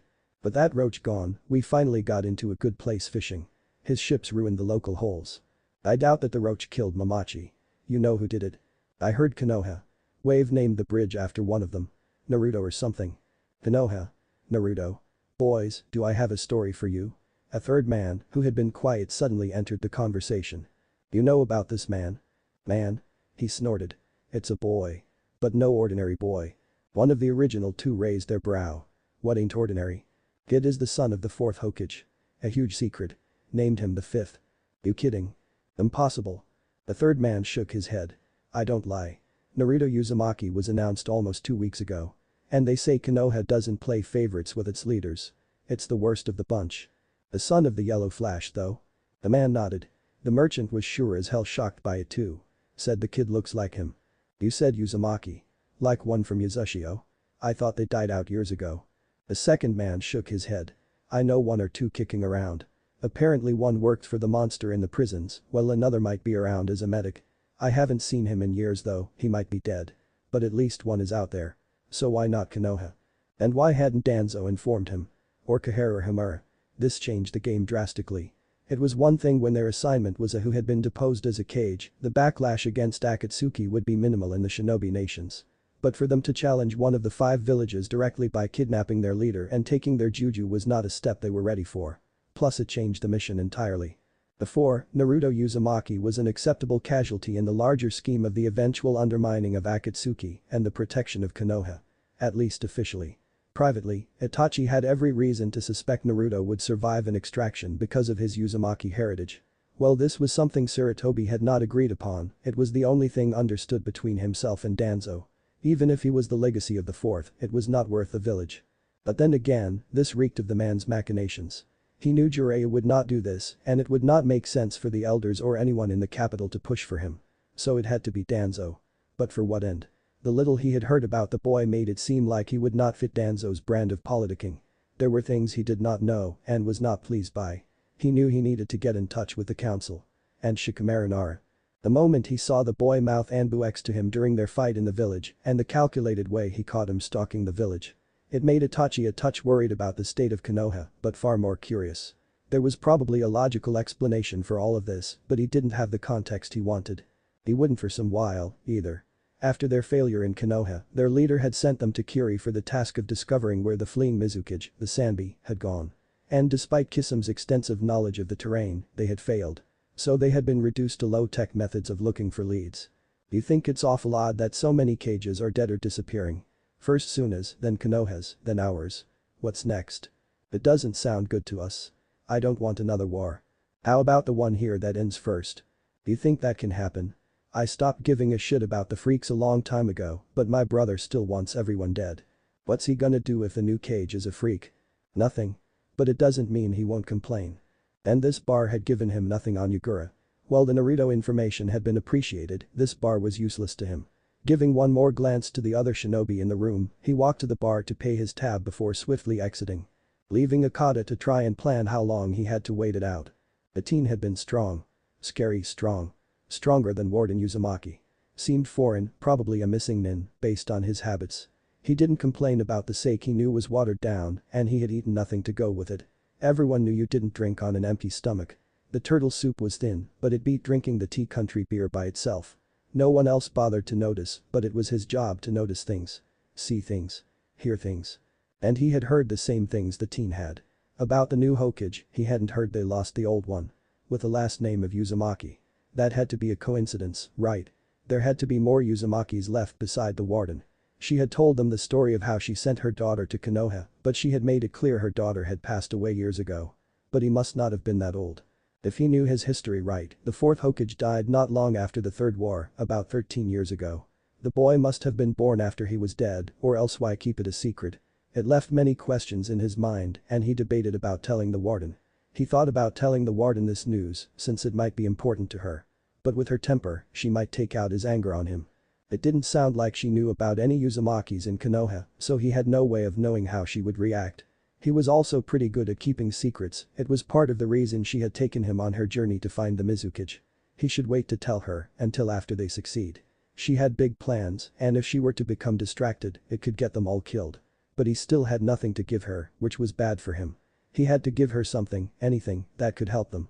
So he kept listening. I heard the leader of the river was killed as well. Death everywhere nowadays. As long as it doesn't come here, I think we will be alright. I don't know. That one Mako boy bit it pretty nasty last weekend. The cocky fisherman from the northern islands. That one, yeah. Took a header off the cliffs on Ishikari Island. Probably seeing if the olives were ripe. The fool's errand. Everyone knows those are no good. Death if you go for them. He took a drink. If he was going for them. What do you mean? Did he look like the type to try and make a buck selling olives? I don't know. I heard it used to be a dumping site for criminals, getting rid of loose ends. Maybe something like that happened. That was from before I was born, 50 years ago. I'm just saying. They did say they found some activity on the island when they got his boat. That doesn't mean a thing. I've stopped on the island once or twice when I was fishing too late and couldn't make it to the harbor. As long as you stay on the beach, it is a fine spot to watch the stars. True, the caves might be as deadly as the cliff. I don't know a soul who has lasted an hour in that maze. And there it was. A lead. Ishikari Island, with the olive trees on the cliffs. It was something. He had needed that. So now, he could relax. Now he just had to have another drink or two and confuse the teen shinobi that he knew was keeping an eye on this place to see if he was going to do something stupid. He wouldn't try and outwait him since it would be a dead giveaway, but pretending he was not in a hurry would make it more likely he would be forgotten among the 100 worries missing nin carried. They pretty much had the place to themselves, despite the prime luncheon hour. They were the only ones at the dozen booths Ataya's offered guests, that was for sure.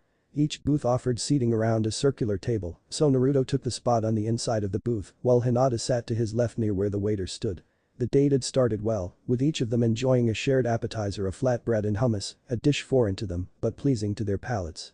At first they were mainly talking about nothing, about what Naruto's daily routine as Hokage and the mundanity of most of it and how boring the missions Hinata had been going on were. Things picked up after they ordered their lunches, or rather after Naruto ordered his dish. You do know what the rattle means, right Naruto-kun? Hinata asked him, worried he had picked it since the words sounded nice together. Not that she was judging him, it wasn't the worst way of trying something new, but she hoped he didn't have a wrong idea about it. He rolled his eyes. I read the description. Ever since one of Orochimaru's snakes tried to eat me, I've been wanting to eat one as payback. He flashed a grin towards her. She could smile at the anecdote even though when she first heard it from Kiba, she was horrified. Still, I don't think it sounds that great tasting. But what is even tigress curry? It sounds like a tiger, but I bet a tiger would taste horrible.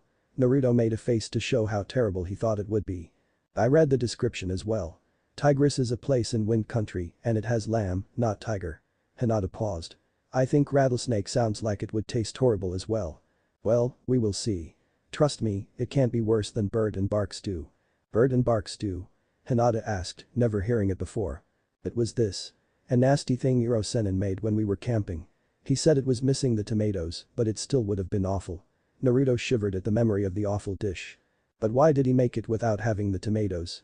Hinata logically wondered aloud. I kinda, well, threw them at him. But it was his fault. He made a really dirty joke when I said I was sucked when we were going over politics. Naruto hadn't done anything wrong in his mind. He taught you politics. What else did he teach you? She knew about the chakra threads from Niji's description of his spar with Sasuke, but she wondered what else he learned. Oh, we went over so much. I learned some awesome jutsus, I got a lot better with Taijutsu, heck I even learned the Rasengan.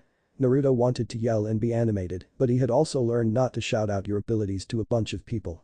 Hinata didn't count, she liked him. Other people might not. The Rasengan. The move the fourth. Your father invented it. That is so amazing. She praised him, reminding herself to ask later to see it. It was legendary after all. Yeah. He did. I even made my own version of it. Naruto had gotten less enthused with the discussion of his father. It wasn't his fault, but it was still awkward. Hinata didn't understand why the change in mood. Naruto loved the fourth Hokage, and it must have been better for him since he was now his father. He was a hero who won the third shinobi war and stopped the Kyuubi. Oh. Hinata remembered now how he stopped it and fully understood what was going on. It only took a moment to think why a father would burden his son with such a thing, but she understood it almost had to be Naruto. She couldn't blame him, feeling conflicted like that. I'm sorry, I just realized, I mean instead of her thoughts, Naruto cut her off. It's alright, I don't think many people realize it still. I mean, it isn't like he did something wrong. He did what he had to do. And it had to be me. Hinata's confusion was obvious, so he quickly explained, it's an Uzumaki thing, I'll explain later, but it just sucks you know. I really wish it could have been different. He let the tone linger for a moment longer than he wanted, but he decided to distract it. I mean, it wasn't just training. I had some fun too. I got Iro-sennin into some trouble when he tried to peek into some bathhouses, and you wouldn't believe what happened with Shin and Shizune-san. Shin. Your bodyguard. Hinata had trouble putting a face to the name, even though she had seen him before. Bodyguard? He isn't my bodyguard. Is he? The question threw him for a loop before he decided to save it for later. Well, yeah, him. Let's just say the first time we ran into her and Tsunade, Shin had gotten drunk at dinner and said some things to Shizune-san. What things? Hinata couldn't help but be curious. Naruto chuckled. He was saying things to her like you look like an angel, let me be your devil or let me make you sore for a week. It was really perverted. Their face was flushed red.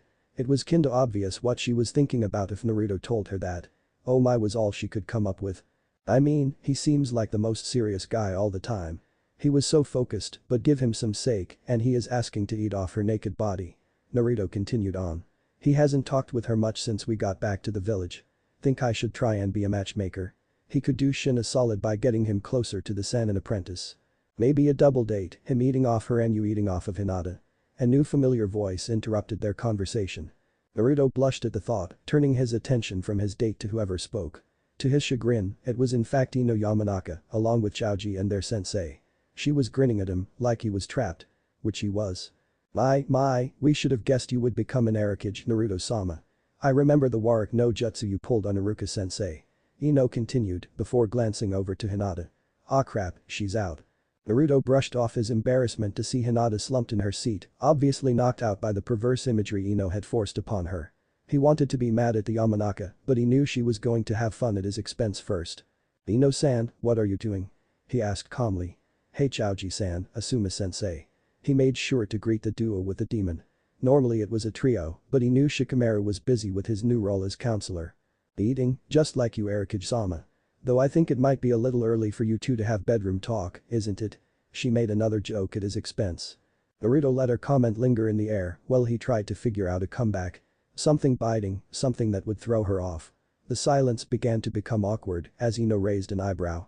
Just as it appeared she was about to say something else, Naruto struck. Or are you taking notes of what you want Sasuke to say to you? He finally replied with a smirk. He could see in the faces of Choji and Asuma that his comeback had been a good one, even if it took him too long to come up with. He also saw her face grow red and get mad. Stupid Ericage. Sasu-kun would never be as crass as to think of such pervertedness. I don't even get what Hinata-chan even sees in you. She crossed her arms in a huff. Taking a moment to think though, she deflated and got a concerned look on her face. This was a date, right? I'm not some jerk who spilled a big secret, right? It was obvious Ino was thinking in Hinata's interest, which was nice of her. Don't worry, Ino-san, Hinata-chan confessed to me. He alleviated her worries. Great, so when's the wedding? Ino quickly joked in response. She was taken aback by Naruto's sour expression in the comment. Looking at her team to see if they could help, she saw her sensei with a strong frown on her face. Naruto saw Ino's confusion and Choji's growing confusion as well and decided to explain. It's complicated. Long story short, Hinata's dad is a total theme and is forcing us to get married. That doesn't make any sense. You're the Hokage, right, Naruto-sama? Choji quickly asked his friend. Yeah, how can he force you to get married? I'm pretty sure arranged marriage is illegal in Konoha. Ino directed the second part of her statement to her sensei. Asuma was still frowning. Politics is a powerful tool, something you and Choji will both learn well as clan leaders someday. No matter how powerful you are, if you have a soft spot, it can be exploited. As for the arranged marriage, well, some clans still have the right to choose brides and grooms for their members, but it has become past since the end of the Second Shinobi War. Naruto wanted to curse those clan charters for more than one reason, but nodded. Basically, the team found a weakness and are using it to force me to marry Hinata-chan. He relaxed into a smile. But you know it could be a lot worse. Ino raised her eyebrow. How so? She cluelessly asked. I mean, I could be getting married to you or something. Naruto delivered the burn that was obvious but satisfying. Choji had the common sense to hold her back before she assaulted the Hokage, but it didn't stop Ino from flailing menacingly at him. Ericage, take that back right now. You would be lucky to have someone as beautiful as me as your bride. I'm gonna shove your foot so far up you own. Why does Ino-chan want Naruto-kun to marry her? A meek and confused voice interrupted the hubbub. Naruto turned and smiled at its owner. Don't worry, Hinata-chan. It's nothing, really. Ino huffed, calming in Choji's grasp. Yeah, I'm not gonna try and steal him or anything, Cage or not. I want someone handsome and mysterious, not bright and loud. Naruto-kun is handsome. Hinata faintly argued but was talked over by Asuma. Alright, we got our greetings out of the way, so how about we get back to our plans? Team 10 with the team lunch and our Hokage-sama and his companion enjoying their date. He gave Naruto a big wink as he shepherded them towards a table far away from theirs. Naruto waved them off, keeping his attention on Hinata. Sorry about that. I didn't expect anyone to ruin this or anything. You deserve a better first date than this. Hinata shook her head. Don't worry, things like this happen. I don't blame you. She paused before tapping her fingers together. She had Naruto's attention, taking a moment to gather the courage to ask. Why were you and Ino talking about marriage? Naruto sighed. Well, she joked about when the wedding would be after I told her you confessed to me, so I got them up to date on all the nonsense your father pulled. Then I made a joke that it could have been worse, than I could have been marrying Ino-san. She didn't take it well. Instantly he saw the drop in Hinata's expression with his last statement. I mean, it's not like I could actually do better either. Wait, no, I didn't mean it like that. He instantly put his foot in his mouth and worked to take it out. Hinata wasn't able to digest quite how large of an insult that could have been taken as with Naruto's desire to clarify. What do you mean? He let out a fake laugh, scratching his nose a little bit in embarrassment. I mean. Like, I can't think of anybody I would rather be forced together with. Anyone else seems like a hassle, but you, I mean you just get me. And I want to think. I'm getting you, you know. Like. This could turn out really good for us, you know. He opened his heart to her, giving her the gospel truth. As messed up as it was the best case scenario. 1 tigress curry and 1 rattle rice. Let me just get you your waters and I will be right back. Does that sound good? The waitress interrupted the moment, setting the food and utensils down in front of them. The two of them both weakly nodded to the waitress, who left to get their waters. Neither one knew what to say and just offered itadakimasus for slowly getting into their meals. Naruto noticed that, despite the silence, Hinata was actually smiling widely.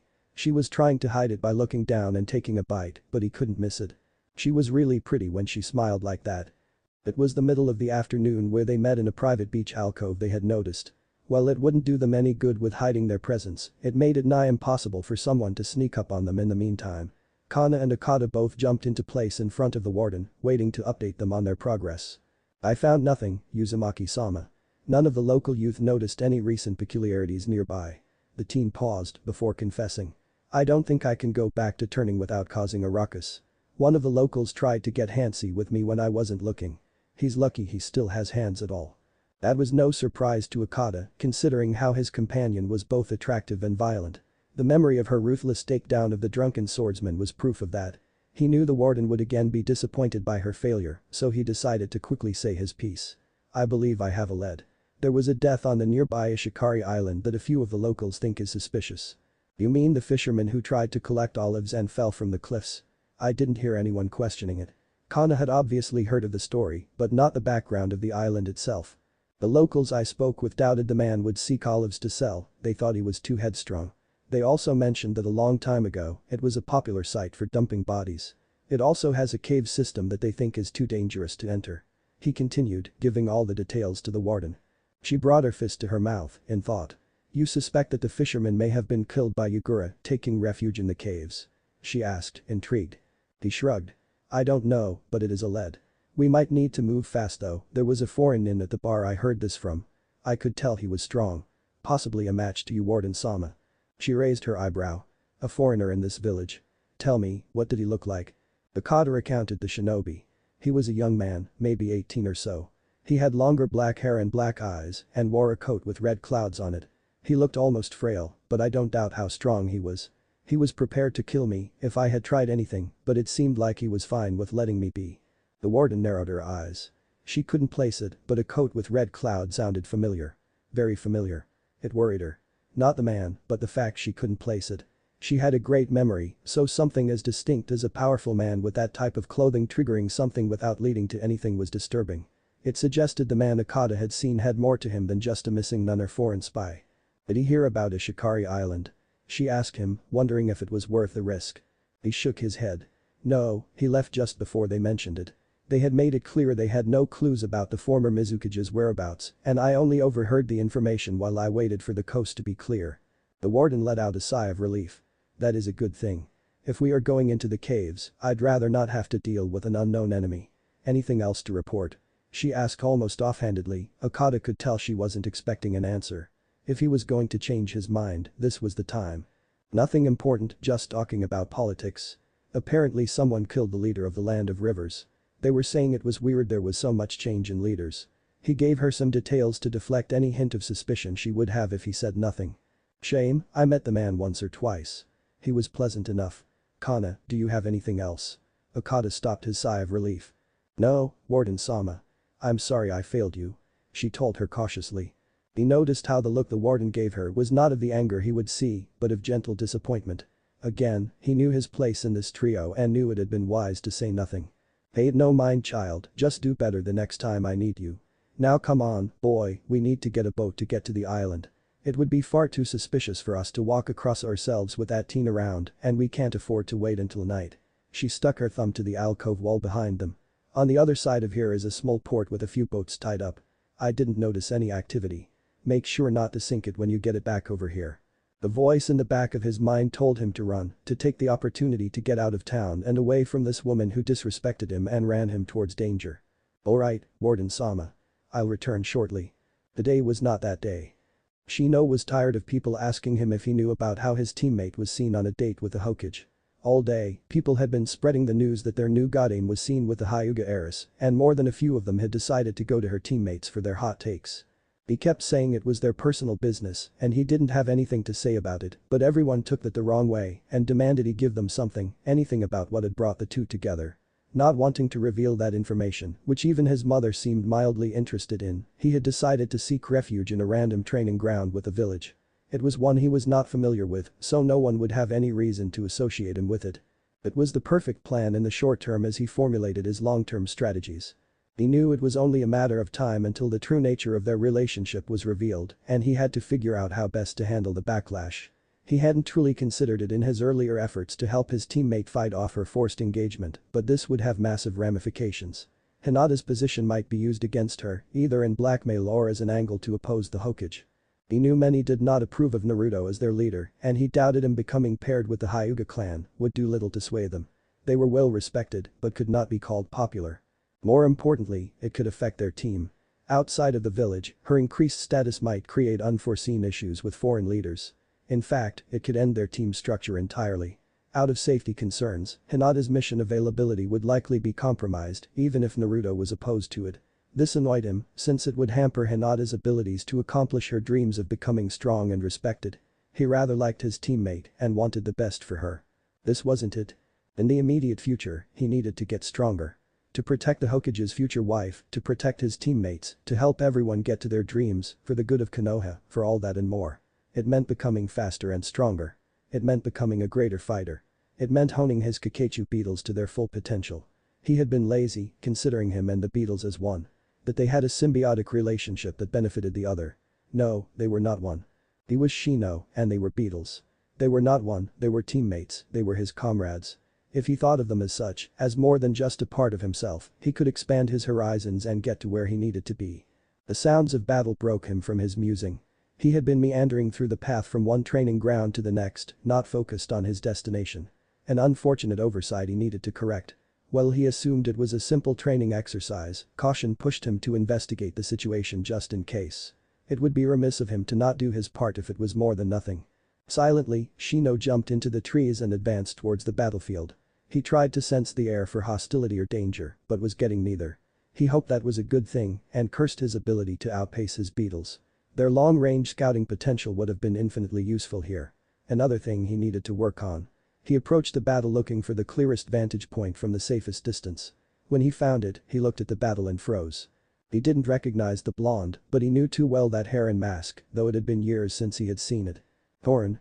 He fought the urge to rush into the battlefield to greet his long-absent childhood friend, the closest thing he had to a sibling. He had always known he had been alive, but somewhere else. Now he was here. His outfit, along with the blonde's, reminded him of Anbu. While he was still wearing the signature long coat of the Aburum, there was a sleekness to it that, along with the tanto, made the connection obvious. But they were not wearing Anbu masks, which made him question what group they were part of. He was ready to accept the Tauren had joined Anbu, but something didn't fit. Their spar was also off. It was too deliberate. It was too much show and not enough focus on deception and tactics. It felt like they were going at 60 or 70%, like it was a showcase for something. But what? Shino crept close to get a better understanding of the situation. He saw the glint of the red eyes before he saw the person behind them. Sasuke was watching over the fight in a tree almost 80 meters west of him, eagerly soaking in the details of the fight with him. Shino made no effort to hide his presence as he approached the Uchiha. Aburum-san. What are you doing here? Sasuke didn't tear his eyes off the fight. Shino crouched in a tree less than 10 meters from Sasuke's position and kept his attention on the fight. I overheard combat and made sure to check it was nothing that could threaten the village. Tell me, Uchiha-san, I was led to believe it was frowned upon for your clan to use the Sharingan to take on fellow shinobi. What has changed? He saw his eyes narrow slightly. I am not talking. They have simply offered me the privilege. I would like to know how you got this privilege. Why? Because the masked shinobi down there is a friend I haven't seen in 5 years. Yet he lets you watch him fight. Excuse me for being suspicious. Sasuke spared a moment to glance at Shino when the two sparring were inactive.